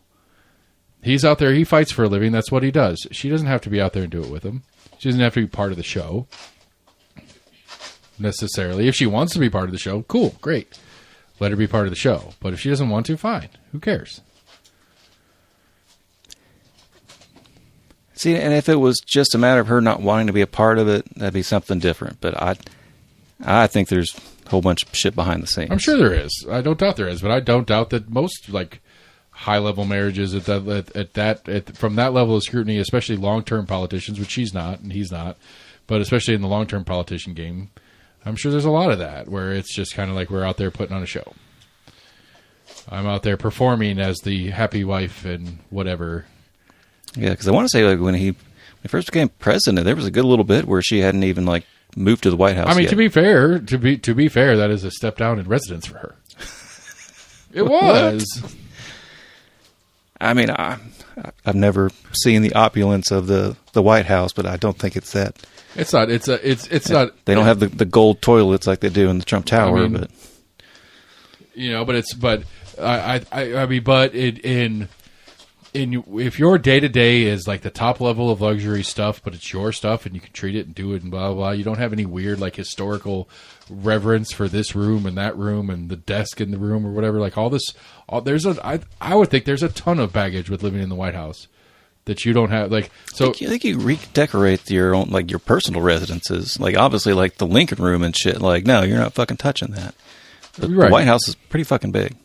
It is, but I still think I don't know. I don't know. I could get behind the premise that it is not a comfortable situation to be in as his first lady. I can't imagine how it would be uncomfortable in any way. I mean, outside, like your movements obviously kind of curtailed. Right. The constant scrutiny, the constant everybody questioning whether you could love your husband or not, or what you're doing or why you're doing anything. You know, at least at some level, she, like, I don't even know if, I mean, I assume she's kind of a little bit of a fame whore at some level, but, you know, like, I don't know, she could do it her, like, she could go here, she could go there. Trump's off doing his business dealings and fucking whatever stripper or porn star that he's dealing with right now, and she's over here doing whatever she wants. But now there's this, like, focus on she has to be doing X, Y, and Z. Like, apparently she hated doing the Christmas decorations. Yeah, I remember hearing about that. You know, and it's like, okay, that's fine. Who cares? She doesn't want to do Christmas decorations. I understand the tradition and stuff like that, and it sucks that she's not participating in the tradition as we would hope she would. But, like, what are we talking about here? This is Christmas decorations in the White House. Some aide can do it, and we can have a pretty Christmas White House, and everything's cool. I'm kind of with you on that. Like, if I was in her shoes in that position, and I didn't care for, like, decorating, we'd be like, yeah, who did it last year? But have at it. But I mean, what's the difference in saying I don't care to decorate and I don't care to be on stage and I don't care to speak and I don't care to do all these things? Why does she come back now? To what? And why does she come back now? Oh, because she doesn't have she feels like she doesn't have a choice. Well, I thought it was okay, and I'm okay with it. Just because I'm okay with it doesn't mean the public is. I think the public is the problem here. Is that there is an expectation of her having face in this whole thing. And that she feel like that, and probably for Trump's side of it, Trump's probably pressuring her to do it. He's like, I need you to be here. I need you to do this. She's like, I don't want to do this. She's like, I don't care. You got to do this. We got to do this. If not, I'm going to jail, and all this stuff's going to get taken by the feds and X, Y, and Z. Unless you want to go to jail as an accomplice, then you got to do this. I mean, I would assume that's about the argument that happens. What do you think? No, I don't think the argument went that way. I mean, she's a pretty smart lady from what I understand. She knows where her culpability is in all this mess. I don't know. I just think it's weird. I keep picturing, I guess, it's a famous video of Obama and his wife kind of walking upstairs. Obama walks his wife up, and then like Trump and Melania get out of like their limos and they're walking up. Trump's walking up by himself. Obama walks back down to walk Melania like up the stairs. I mean, okay. I mean, yeah. I don't know. Like, it's those little things that just kind of make me like wonder. Right. Like, well, but this is one of those things where I get in this weird position where I feel like I'm accidentally defending why should Trump, it matter? which I'm not. I mean, okay, Trump is not a gentleman. Okay, that sucks. I don't like Trump. I'm not going to vote for Trump. I feel like I have to qualifier here. But I'm talking about being gentlemanly. I think that just shows like lack of like any kind of like emotional kind of connection with his wife, which maybe marriages aren't supposed to be about, love. I mean, I don't know. I mean, for a guy like Trump, probably not. I don't know what it is for that guy. But again, I'll go back to I'll go back and pick on the Clintons. It's like that marriage lasted and is lasting for power, and it always was. Maybe not always was, but at least once they hit the White House and all the stuff that came out and everything that was going on and all that kind of crap, she stuck by him because she had her own ambition in play, and she needed that image. At least two infidelity allegations. Right. Well, one of them was admitted, I guess. lied to the public about it, and then ended up getting caught and having to admit it and whatever. But I'm just saying, like, it's like, I don't think that was, I don't know. Maybe, I don't know. But I don't think that relationship is a loving marriage. That is a functional, working politics marriage. Where the Trump and Melania one is the complete inverse. It is an absolutely dysfunctional political marriage because the other party has no ambition in this game and wants nothing to fucking do with it. And has no qualms, at least for the most part, trying to avoid every possible thing she can as being a part of it. I mean, I understand the desire to stay out of the... I mean, Joe Biden kept her job. That's weird. That's abnormal for... Yeah, it was kind of like a small side gig. I think she was... But she still kept doing it. I can't think of a first lady that's had a job that's been under any employee other than being first lady for her term. I mean, I don't see anything against it. I mean, but I'm saying, if it's a norms conversation and it's a... Well, I think from there, she wasn't far away from where her college was. I don't know what Michelle was doing before the election. Yeah, I don't know what her job was. I don't know what Barbara was doing. Martha, no. Barbara was Mom Bush. Right. I can't remember her name. George and Willard. Willadine. Willadine was my grandma. What is her name? Good gravy, people. Come on now. Yeah. George Bush's. Wow. Almost like maybe he did marry a Barbara. Laura Bush. Laura Bush. That's right. Oh, jeez. Oh, they're married in 1977. I thought that was her birth year. I was like, oh shit, she's not that old. I'm not that old. What is going on here? Oh, she has my birthday though. It's funny they list her party affiliation. Where? On the right side. There's born date, party, spouse, children. I mean, she's a political figure at that point. But I think that lends to the point. I think Melania is not a political figure. Hey, she was an American educator as well. I think Melania, if you asked her, if you asked her what party she'd say Republican, I guess. But I think if you dug into her voting record and stuff like that, it's probably non-existent. No, I just thought it was funny that it was listed. I'm assuming that's like a Wikipedia information page or something. Yeah, it's all Wikipedia. Yeah. I just thought it was funny they just listed a party affiliation as part of her Wikipedia page. I know political figures that have actually run, I could see doing that, but this is the wife of a political figure. I mean, unless maybe she served. No. She was the first. No, yeah. We'll see. Yeah, she served as first lady. Okay. She founded the George W. Bush Foundation. All right. For painting pictures of veterans or whatever. I don't know what his foundation does. No, I just thought it was. I was thinking about. I can understand if somebody was a politician at some point. Sure, put their party affiliation. Sure. Right, like Hillary Clinton, it makes sense that it would say Democrat under her name. Right, she was the senator. She was not only the first lady of a Democrat president, but she's also a Democratic senator, a Democratic Party appointee to different positions, a Democratic nominee for the president of the United States. She a UN ambassador at one point? She was Secretary of State. Secretary of State. Okay, never mind. But I think So that got me thinking. That brought me to a thought. I had a little thought thing to say. So there's some apparently top influencers are getting into making candies now, and like Mr. Beast has a chocolate bar. He also has a deal with Zaxby's now, and he has a chicken box, and he has his restaurant. I think I did see the chicken box commercial. I was like, "What the fuck? Like, aren't you making enough money, man?" Well, and then so I don't remember what the other one is. He could tell me about it if I can interrupt him from his game, but I don't want to interrupt from his game. I'll leave it at that.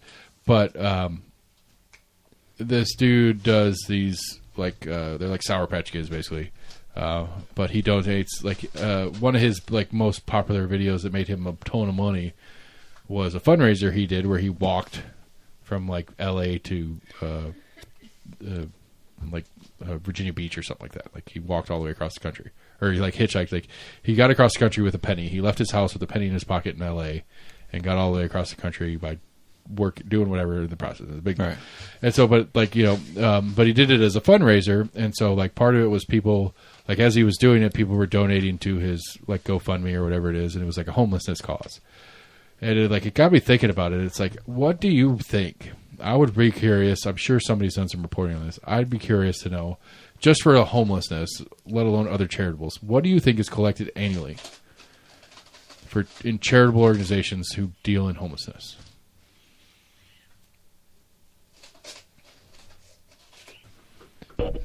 All. Nationally. Okay, let me. I guess. That's when I actually listened to a podcast that was kind of talking about poverty, and I wish I could remember some of the numbers that they were talking about that states put into kind of fighting poverty, because there's different means of it. Sure, but are we talking about when you say states put in, it's tax dollars collected and as far as what states are spending, but I mean that's also across if you want to consider your Medicaid. Your Social Security in the state, your disability in the state. I guess we've got TANF here. TANF. And we've got SNAP programs. Yeah. Food stamps would be federal, but yeah. SNAP and so like that. There's plenty of them. Statewide as well? The state, most of the we generically call them food stamps, but I think in Tennessee it's SNAP. Right. Most of the food stamp programs are federally funded, state managed. Doesn't matter. Yeah. Moral of the story is a lot of money. I think I guess that's kind of my point. It's okay. Yeah, I forget. Yeah, it was a good chunk of the federal budget if you kind of added up, kind of all the right. This is the entitlements programs that everybody gets all pissy about, and that's what the real fight is. Because Marsha Blackburn can't fucking imagine taking $1 away from the Department of Defense, but we can take SNAP programs away or something like that. Yeah. Right. I guess the point of what I was trying to get to in the question is I would be very curious to know the number of how much is actually spent annually in what we would consider charitable things. Whether it's truly charitable, as I give $20 to a homeless shelter and they spend that on sheets and whatever for a bed, or what they get in grant funding and stuff like that combined. Because we got a $6 trillion federal budget. Sure. I'm thinking. I'm going to say that I would say that for all causes, just domestic causes, I guess would be the one qualifier I would put. I would say for all domestic causes, there's probably $1 trillion collected annually, hundreds of billions, if not $1 trillion collected annually in charitables that are intended for U.S. citizens, for lack of a better word. So kind of privately run charities. Yeah. Okay. So I thought you were talking about all just federal stuff. Oh, I'm just saying the question I have is a combination of the two. And so you have Department of Defense doesn't count because that's not a charitable organization. They're not doing things directly for the people of the United States, argument, whatever, blah, blah, blah. But I'm just saying so SNAP programs, housing assistance programs, all the different programs that the state and federal government have in place for people to take advantage of to help them get through hard times, blah, blah, blah, blah. But then on top of that, all of the private orgs, I think the NGOs as they call them, whom are also dealing trying to deal with solutions for the same problems that our governments are, and how much funding it takes to do not much. That's my argument. That's what's confusing to me about it. I think that we're talking multiple trillions of dollars spent annually in the United States on our housing problems, on our poverty problems, on our drug abuse problems, on all these different problems that only seem to be getting worse. And like the combination of all these things is kind of fascinates me in a little bit of a morbid way, because I don't get it. Like, how can we be spending this much money and problems continue to get worse? It's a combination of many factors. So, the podcast I was listening to, they were trying to analyze, and they had kind of guessed that maybe, the government spending, I think they mainly just focused on, I guess, just like government spending. They talked about poverty, but they were, as far as like the numbers, they mainly focused on how much the government was spending on it. But because they went back to LBJ, because he actually had, quote unquote, war on poverty. Because he was the one that signed in Medicaid. I think he expanded Medicare at that time, but I think he was the one that brought in, I think Social Security was already in there, but I think he expanded Social Security, maybe added like Social Security disability. Yeah, sure. Part of it. That was a FDR. Yeah, that was an FDR thing. But where was I going with that? You're about to drop a big number that they spend. It's about to drop a big. Oh no, they were looking at the numbers. Sorry, they were looking at, or they had kind of guessed that maybe the poverty hadn't been getting much better. That maybe it hadn't really kind of gone with inflation. So they kind of looked at how much it was spent during LBJ's time, and they thought that maybe when Reagan came in and they were trying to cut a lot of the entitlements, that would have gone down then. But it's remained about equal, a little bit more than it was then. As far as kind of like percentage of the whole, kind of like per person or whatever, a raw number, but or with, like, does this adjust for inflation? Or no? Adjusted for inflation, that it was about the same. Okay, they thought that maybe when Reagan came in and was trying to cut taxes and whatnot, that maybe that was the kind of cause of some of the rise in poverty. And what was their solution? Or not the solution? What was their conclusion in this story? That it was about the same. I mean, they were talking to a guy that a sociologist that studies poverty. So the U.S. government and state governments combined have essentially spent the same amount of money, and the problem continues to get worse. Yeah. That's the conclusion. That's the totality of the conclusion of the breakdown here. No. Okay. Of just like the raw numbers as far as what the government is spending per person. Right. But, okay, so then the question would be... Or I guess the average. Have our number of people as a percentage of the whole stayed consistent? As our population has grown, they didn't really talk about as far as like homelessness population. They mainly just focused on poverty in general. That's fine. I'm just saying, in the poverty category, and people who would be considered suffering from poverty, right? Has that number grown relative to the population growth, or is that number grown faster than population growth? They didn't really talk about as far as population growth. Okay, because I mean, okay, so they were talking more about like kind of the causes of and right. But I guess my point is like I feel like so we've been spending money on it, and we've been spending the amount about the same number per person on it over a significant period of time. My guess would be that the percentage of the population has grown faster than the population has grown. I mean, hell, like by some standards, I'm making six figures, and I'm technically in poverty. I'm on the edge of poverty in the United States because of my household. Yeah.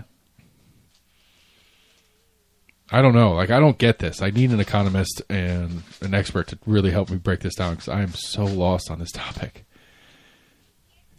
As far as... I'm just saying, like, my point in bringing up the initial question is like, we have thousands, tens of thousands, maybe hundreds of thousands of organizations specifically targeting homelessness and poverty.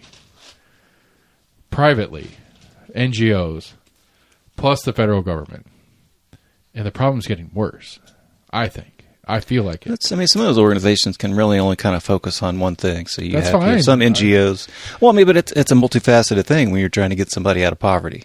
You've got one NGO that can find you a place to live, but they're not finding you a job. They're not finding you, food assistance. Okay. But they can help you find a place to live. That's what I'm saying. It's a multifaceted issue. So sometimes it takes multiple organizations. I'm not. That's not the. I don't think that's the point I'm trying to get to. The totality in combination is the different organizations that exist to help with a different specific subset of helping fix the problem. But we're not fixing the problem at large. Is my point. You know what I'm saying? Like it's like we don't seem to be making headway. It doesn't seem to be getting better. It doesn't seem to be getting less numbers. It doesn't seem to be getting to where we have less dire need for your support for our whatever organization we're doing. Like that's what I don't get. Like I get the idea that there's more than one thing happening at once, and that different organizations focus on different things. Different bodies of the government focus on different things when it comes to the poverty issues. Right. That's why we have a health department version of it, and we have a housing department version of it, and we have a this and a that and the other. But like it just doesn't, like the math doesn't make sense to me on how much is spent versus how much exists. I mean, some of it's a little bit of a cyclical nature in that, you can help 5 people. Kind of, yeah. I mean, you can help a lot of people out of poverty, but you've got that many more people that, were living right there on the edge and then finally fell through and then were then living on the streets. And that's the thing is they say, we've got so many people that are living paycheck to paycheck that are, one health scare away from being on the streets. And I think that's the number one reality. And we've teased this for the 5 years we've done this show. We need to do a deep dive into the healthcare system and spend a whole month or two of trying to bring some people in and talk. I mean, I'm just healthcare. I mean, a major car repair. But either I would say I think. But I mean, basically any kind of major unforeseen expense could tip someone over the edge. Sure. Absolutely, but I'm just saying if we could pick one particular aspect of it and go after it, but it doesn't matter. It doesn't matter really. That's kind of my point, though. Is it doesn't really matter which one it is. Well, I mean, poverty is just it's a very complex problem. It's a hard thing to dig out of. Because as soon as you've got over withdrawn, bank accounts and whatnot. You've then got a shitty credit score. Then you can't really. It's hard to get credit cards to get any kind of line of credit. Poor personal financial management is a huge factor. So, right. But the idea, I think the best example of why this is so difficult for me to wrap my mind around. It's like you get to our parents, who I don't know. I can't remember the specifics of yours, but both my parents did work, and then my mom quit working for a long time, and then she went back to work later. But, my dad worked, my mom didn't. We had a nice house. We did okay. We weren't great. It wasn't, crazy, but we weren't worried about it, as far as I could tell. Maybe my parents were good at lying to me about it, but I don't think so. I mean, I think we were okay. We lived in this world where a person could work in a household and be okay, comfortable. And I think that's the word I'm looking for.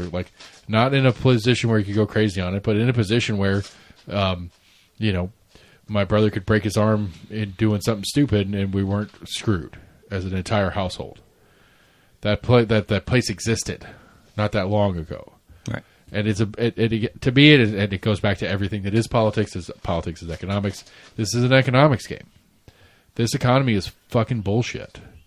It is a mess, and the only way, I don't know the way to fix it per se, but the only way we're going to get real is that if we can figure out a way that we pay less for our stuff and get paid more for our work. And I don't know what got us on this path where it got so cheap to work and so expensive to buy, but it's gotten backwards. I make, again, I'll personal reference stuff. I make good money and I'm not comfortable. I'm scared to death all the fucking time of one little thing that's going to tip me over the edge. Right. I'm in that little wheelhouse. I have under $5,000 in savings, or whatever that number is that you reference all the time when they're talking about this kind of thing. Yeah. I've got avenues and I've got things and I've got moving parts that I can tweak and twist and pull and make some magic happen to get through 1, but 2, 3, I'm done. Right. And there's no way out. And with the amount of money that gets spent, just with the amount of money that gets spent or collected, I don't know which way to put it, the amount of money gets collected, whether it's through taxes or through donation services, on social programs, the math doesn't make sense to me. It doesn't make sense that this much money is getting collected on things that are supposed to help keep people out of having one thing drop them off a cliff. Yeah. It doesn't make sense to me that all these different things are happening and getting bukus of dollars spent on, and most people are still in that spot. Most people are in that spot. That is what doesn't make sense, that most people are. Some people are always going to be there. There will always be some people there. I get that. But that this many people all the time are in that spot is a broader issue that doesn't make sense to me.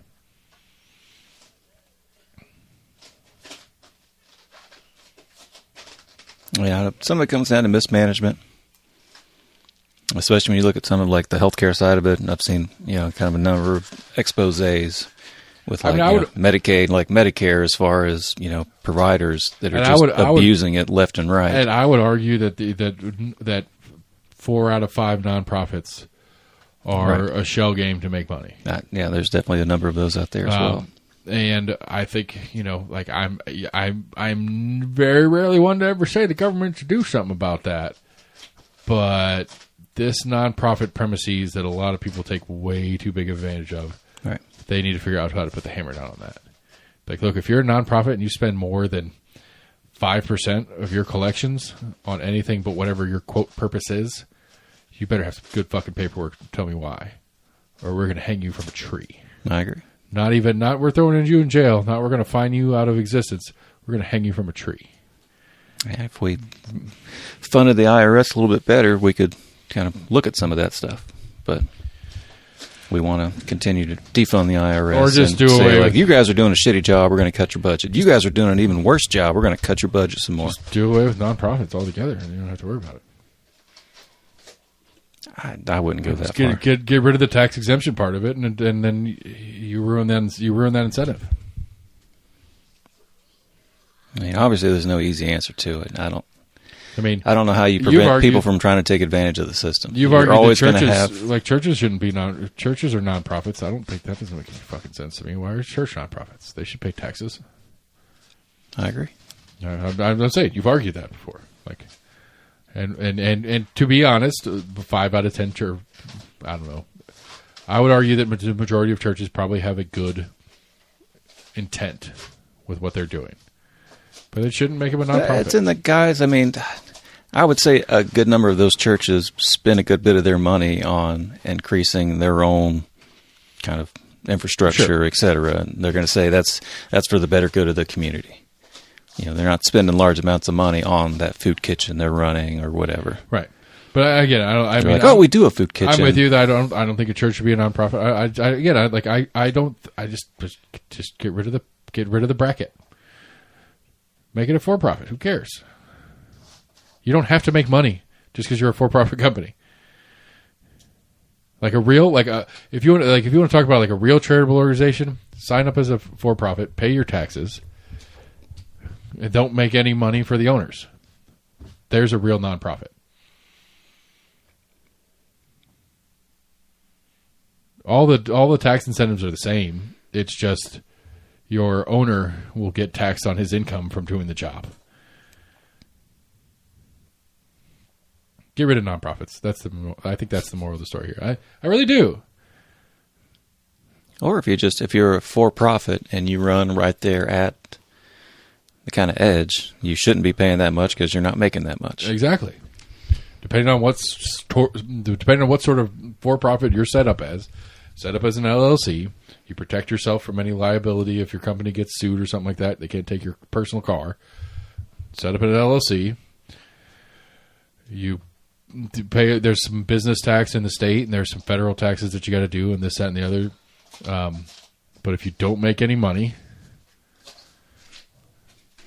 Yeah, but I mean, if you're an LLC and at the end of the cycle, you have no income because all the money you brought in you spent on whatever it is you spent it on, doesn't really matter. As long as you spent the money, whether it's on payroll for people doing whatever the work is that you do, whether it's for supplies to do the work that you do. As long as you spend all the money, you don't get personally taxed. Yeah, but I like the idea of incentivizing companies to kind of do those things that are saving the government money. But it's not. But that's the moral of the story. Though it's not. If you're doing it correctly, then a for-profit and a non-profit shouldn't be any different. Because all the tax incentives are the same. It's whether or not the ownership makes money is the only thing in question. No, I'm talking about, I guess it would be like, maybe the local government saving money by, having a lower, for incentivizing a local company to provide. I will have to look this up. I will call my accountant. I'll make notes. I will call my accountant and I will check on this in like state business tax and state franchise excise tax. There's a couple of different taxes that you wouldn't pay as a nonprofit that you do. Say it's more expenses you're probably able to write off. No, you can. But I don't know. It's the same thing. It's the same set of expenses. So if you're running, like if we're running a soup kitchen, right? So a soup kitchen, a soup kitchen, and a soup restaurant are functionally the same thing, physically the same place. I don't charge you for the food, versus I do charge you for the food. Right. It's really the only functional difference. But on the tax side, on the business side of it, when I go buy the chicken for my chicken and my chicken noodle soup, and I go buy the noodles, and I go buy the broth, and I go buy all the different parts and pieces, I don't pay sales tax on those because I'm a business, whether it's for-profit or non-profit, right?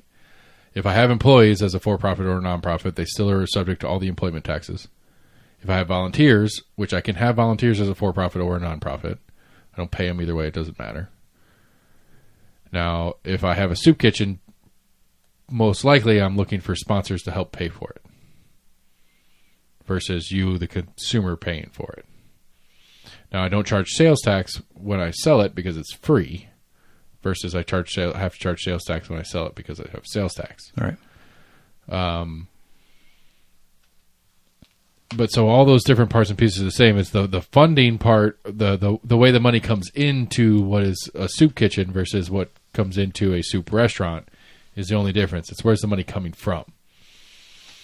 If I'm coming from a sponsor, if you're the sponsor, so if you're, Same Industries and you sponsor my soup kitchen, when you write me a check for $10,000 to my soup kitchen, if it's a nonprofit, you could put that in the books one way, but you can just put that in the books as a marketing expense. It comes out the same for your tax purposes. For me as a business, right? For you as the person who is donating to me, right? Now, for the individual, like if it's just some random person wants to give me $100 for my soup kitchen, 9 out of 10 of them won't get a tax incentive for doing that anyway. All right, I think you have to. It's a certain level you have to donate. You have to get a total amount per year before you actually get I mean, essentially, what and realistically, even if it was perfect for every dollar spent on donations, if you donated $100, all it does is take that off of your income for the year. So if you make $100,000 a year and you donate $10,000 a year, the IRS says less you don't get taxed on. The IRS just says you made $90,000 a year. Right. That's all. That's all that part is. But anyway, that part's all functionally the same. So like everything's the same that's happening. It's whether my for-profit says that since I own the company and I collected $10,000 and spent $8,000, I'm going to get taxed on $2,000 plus these other business taxes and stuff that the state does. All right. If I'm a nonprofit, I'm allowed to hold that money without getting taxed on it. That's really the only functional difference as far as I can tell. If I'm a for-profit, it assumes that I took that money as the owner. If I'm a nonprofit, it assumes that I'm holding that money for future use. Anyway, let's get weird.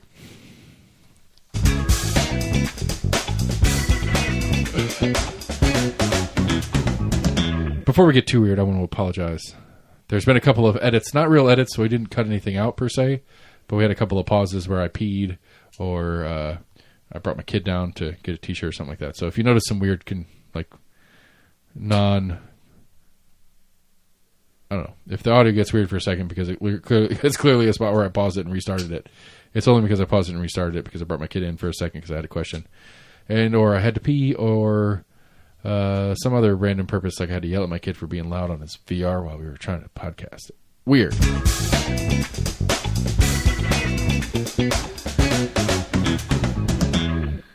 All right, we'll start out with a pun. Because we love our puns. Let's get it. No kidding. King Charles III bestows royal title on rare golden goat breed. Okay, I was hoping it was a goat thing. God damn it, that was good. King Charles III. Forgot. Golden goat breed. Tell me more about the golden goat breed. I want to learn about golden goat breed. I want to learn about golden goats. Now on the breed, if you're going to read the headline, you're going to tell the story. Come on. Okay. From now on, the breed, known for its connection to the island of Guernsey, will have the special title of Royal Golden Guernsey Goat. The title, bestowed Tuesday during the King's visit to the island in English Channel, will apply to the livestock breed anywhere in the world. I mean, I got love. No, I don't. I don't know. The English royal family is a weird thing to me. I don't understand our fascination with it as Americans. Like, we should functionally hate them. I've seen a couple of interesting things on it, especially like diplomatically, that it's kind of like a good go-between. I mean, it's what we should do. Like, what we should do here in the States is we should elect a king or queen who is the, not diplomatic per se, but at least like the face of. Like, they're the talk piece for. They have no personal opinions. They're not important, really. They don't have any functional political, like, they have no policy agenda and stuff like that. But just somebody to hang out and talk, and that when you get to come here and visit, you get to visit our special person. All right. But then we have the actual person that does the work. That's a different person, which is essentially what's going on. You know, you have the prime minister and that whole parliamentary process and how they do that thing. That's really who runs the show. But you have this special, cool family of people who, you know, it's cool to visit them, and it's cool to go through the pomp and circumstances of what that thing is. But it's really functionally, at the end of the day, when it comes down to the brass tacks of it, to have fuck all to do with anything important. Yeah, I want to say they were kind of mentioning it in the guise of kind of like the China-Taiwan thing, to where there's been uproar every once in a while if we have, you know, we send a delegate to go speak to someone in like Taiwan, because it's basically us recognizing them as a governed country or whatever. Right, they're a sovereign nation, yep. Right. To where that it kind of gives them, you know, a royal dignitary can go see, you know, the king or queen of a country, right, and not necessarily not be a political thing. It's like, hey, I'm not going to talk to the parliament. I'm just going to go talk to the face. You know, yeah, there's some regal bullshit. We go have some tea time. Yeah. But I did see something that was crazy about the actual power that the queen held, but like never actually exercised. Tell me about it. But it was like some, I can't remember too many specifics. I'll go on the hot old lady thing with her too. You know? But I know like she had, in her younger days, she was an attractive woman. She was a smoking hot. I still never understood, like, were her and the husband married? Because he was never referred to as king, which I think that's maybe just because it wasn't the royal bloodline. Yeah. But I think, he was always just called Prince. Yeah, I don't know how that works. But I think Camilla's called Queen Camilla.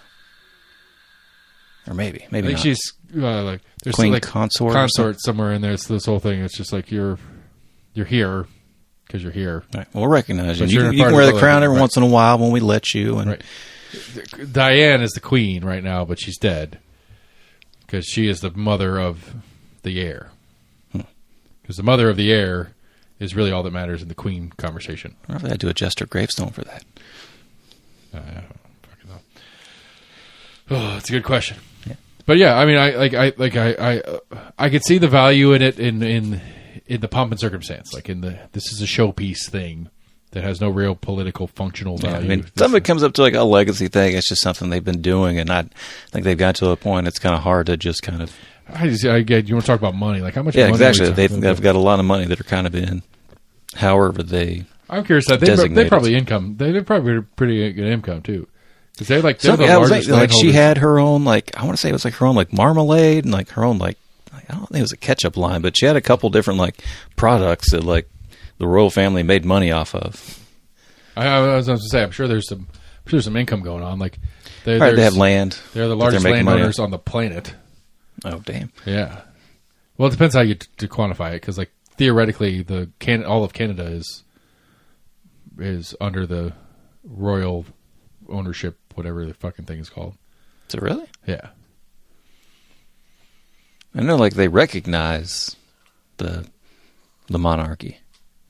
It's like a principality of her well, I'm still stuck on the Her Majesty's thing. I'm sorry. It's a principality of Her Majesty's royal, whatever the fuck. I don't know what the fuck it's called, but I know they own a lot of lands. Like that, they own multiple castles or whatever properties. Right, in the country proper. Right. Which they have some income there too, and I think there is value in there is like that museum value that there is logic to say, because like a couple of them, the tower itself, like the Tower of London and stuff, that is royal property, is it? I believe, and so but like that is a touristy thing, and that is an income generator either directly or indirectly to London and proper, and blah blah blah blah. It's not functionally indifferent to the World's Fair Park here in Knoxville, I would think, governmentally. Like it's royal lands, or I don't know. I don't know where the difference comes in, like because the royalty doesn't own the lands of England per se. Like all the land, they own property. I think just the properties that the castles are on or whatever. Right, and so the basically royal lands versus what we consider like national parks or. County parks, it's just like kind of been like some random like Windsor Trust. That's a good question. Because it's all like this weird like familial thing, right? And there's old money that old money that makes money kind of shit. So yeah, and a lot of the money has just kind of like passed down through the generations. That's actually a good question. I'd be curious about the general financial there, like year in and year out, whether the royal family makes its own money enough to pay for itself. Yeah, because they definitely have their level of security, right? But I bet it does, just in the sense of like, their property values and their assets that they own, and their ability to move money, just like regardless of the government part of it. I don't know if they've got that much income, considering for what all they hold. Because hell, if they're paying taxes on they don't pay taxes. Come on, man. That's just dumb. I love you, buddy, but that's why we left them, was because of taxes. So they're all about taxes. Right. They are, when they're collecting taxes, they ain't all about paying them.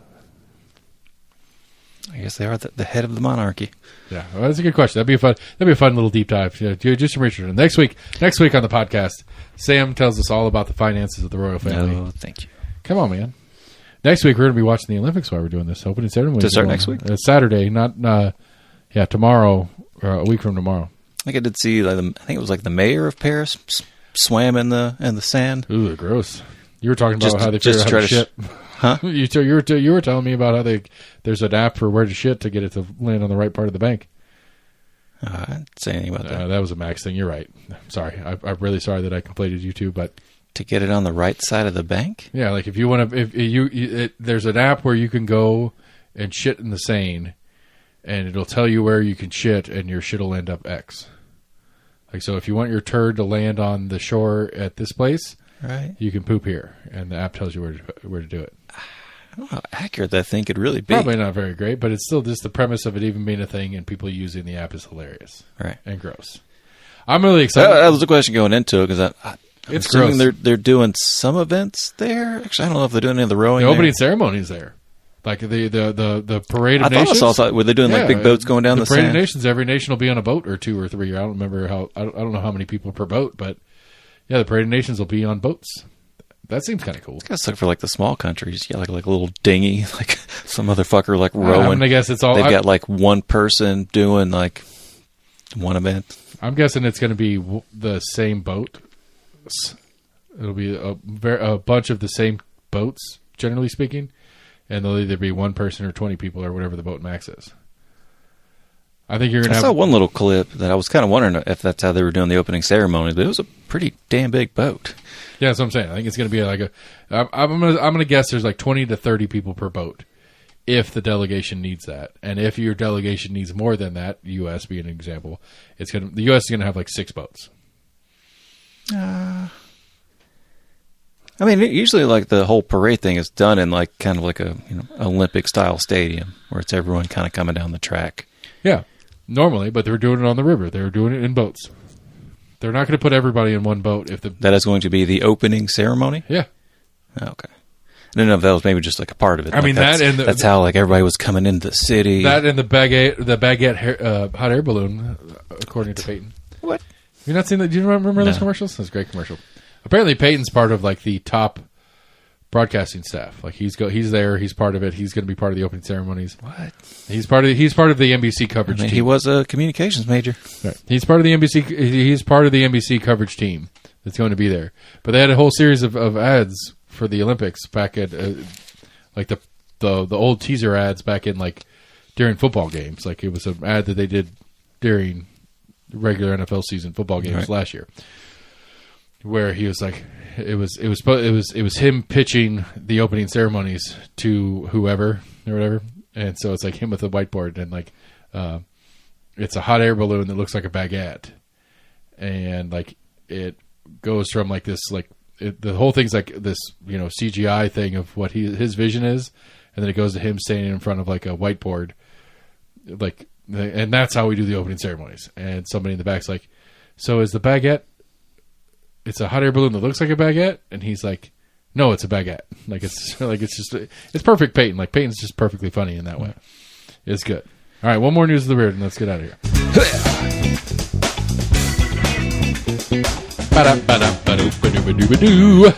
Oh, let's see here. No. State, no. May. So it was kind of crazy. It did kind of add another question I saw, I guess, on some other like news sites. But there's a Stegosaurus fossil fetches nearly $45 million. Setting a record for a dinosaur auction. And it was kind of the question of, should these kind of things be sold on the private market? Why not?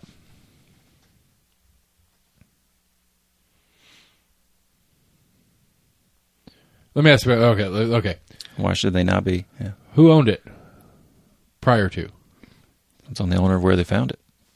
Okay. So, like, or owner of the property where it was found.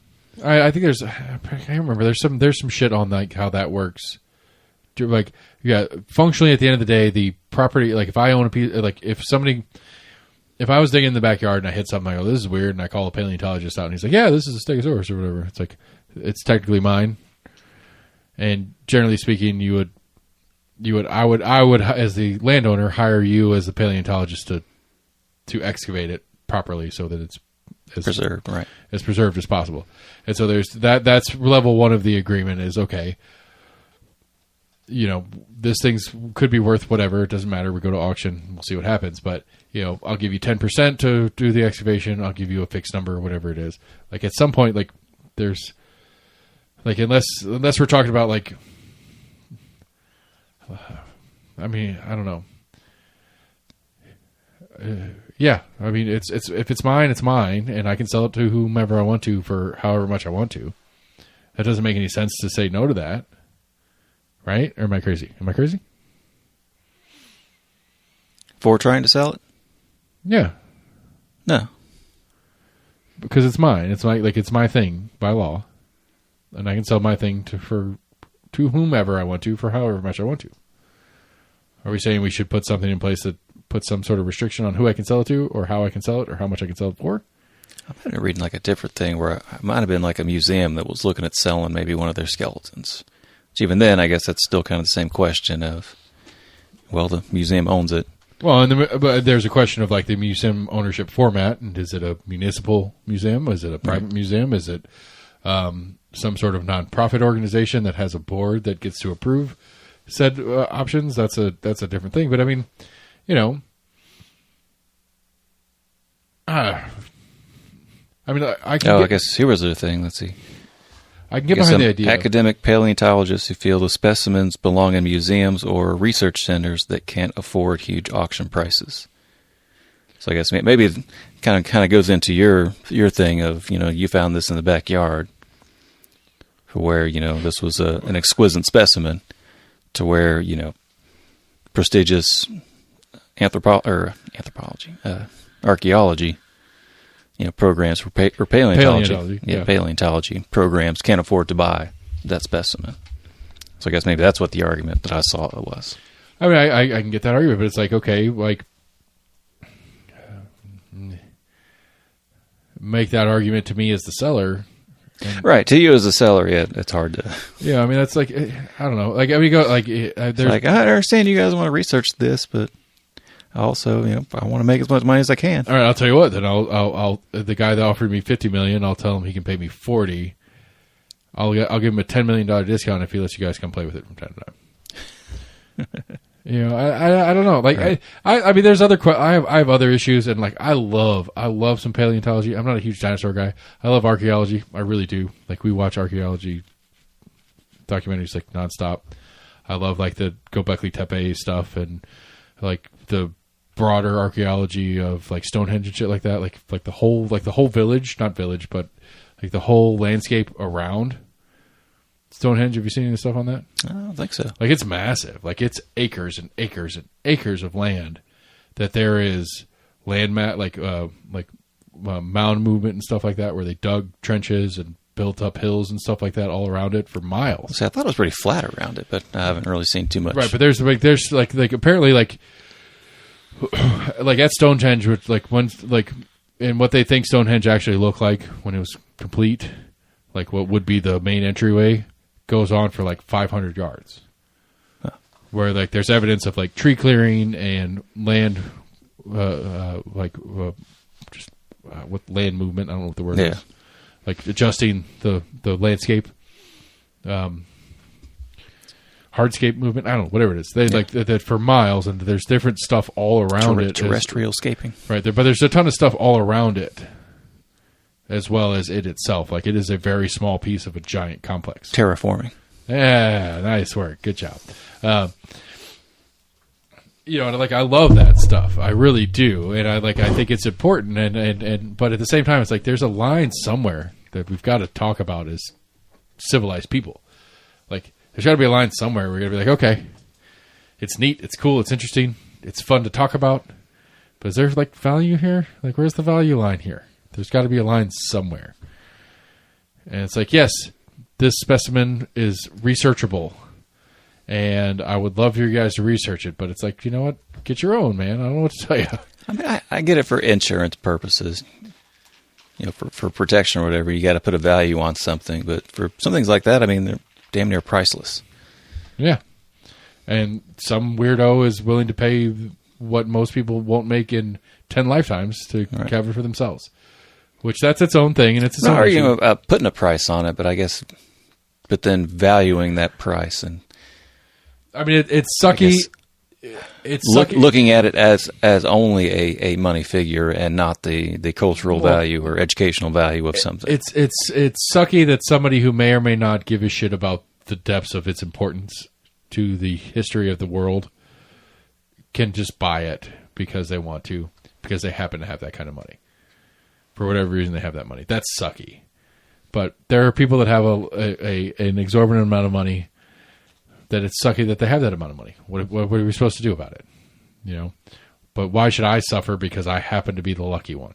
I should be that lucky to get that thing so that I can get myself out of this X situation to get into Y. It's weird. I mean, I don't know. It's a weird soft spot. Like I don't know. I would like people to. I would like to think that somebody that would be willing to spend. What was the number? 250. That one went for? Yeah. I guess it was like 30 something maybe. I would like to think that somebody who's willing to spend $37 million on something has a reverence for what that thing actually fucking is. Let's see, this one, a nearly complete fossilized remains of a Stegosaurus was $44.6 million. Okay. So for $45 million, I would hope that they have some sort of reverence for what that thing is. Because to me, the question is, like, I mean, if you just want to get in the brass tacks of the dollars and cents of it, it's like, neat. You bought a thing for $45 million. When you die and your kid takes it, who gives a shit less about it? And he sells it for $50 because he doesn't fucking care. Was that a good investment? Was that a good way to spend your money? I mean, that's really, to me, it's like, like when you pass and the estate sale comes up and whatever museum comes and buys it for $5 million. Okay. If that's how you want to, if you want to burn money that way, burn money that way. It's good for other people because the people that you burn that money on are going to put that money back into actually doing shit. Maybe. Yeah. Anyway, so that's a show. Oh my god, I gotta pee again. This sucks. So yeah, folks, we're Almost Agreement, almostagreement@gmail.com, Facebook, Twitter, YouTube. Go to the website, almostagreement.com. Check out what's going on there. Hollerboo24, hollerboo.com. Check that out. Sign up for your derby car. Sign up for being a vendor. Sign up for being a volunteer. Or just make a note in your calendar and come hang out with us and have a good time. It's going to be raucous. Yeah, what a crazy-ass week. The national political stage is getting real crazy. The state stage is getting real crazy. These voucher groups are swinging hard. They're going after anybody who isn't super pro them for any reason they can think of, and I don't know, be aware, be ready for it.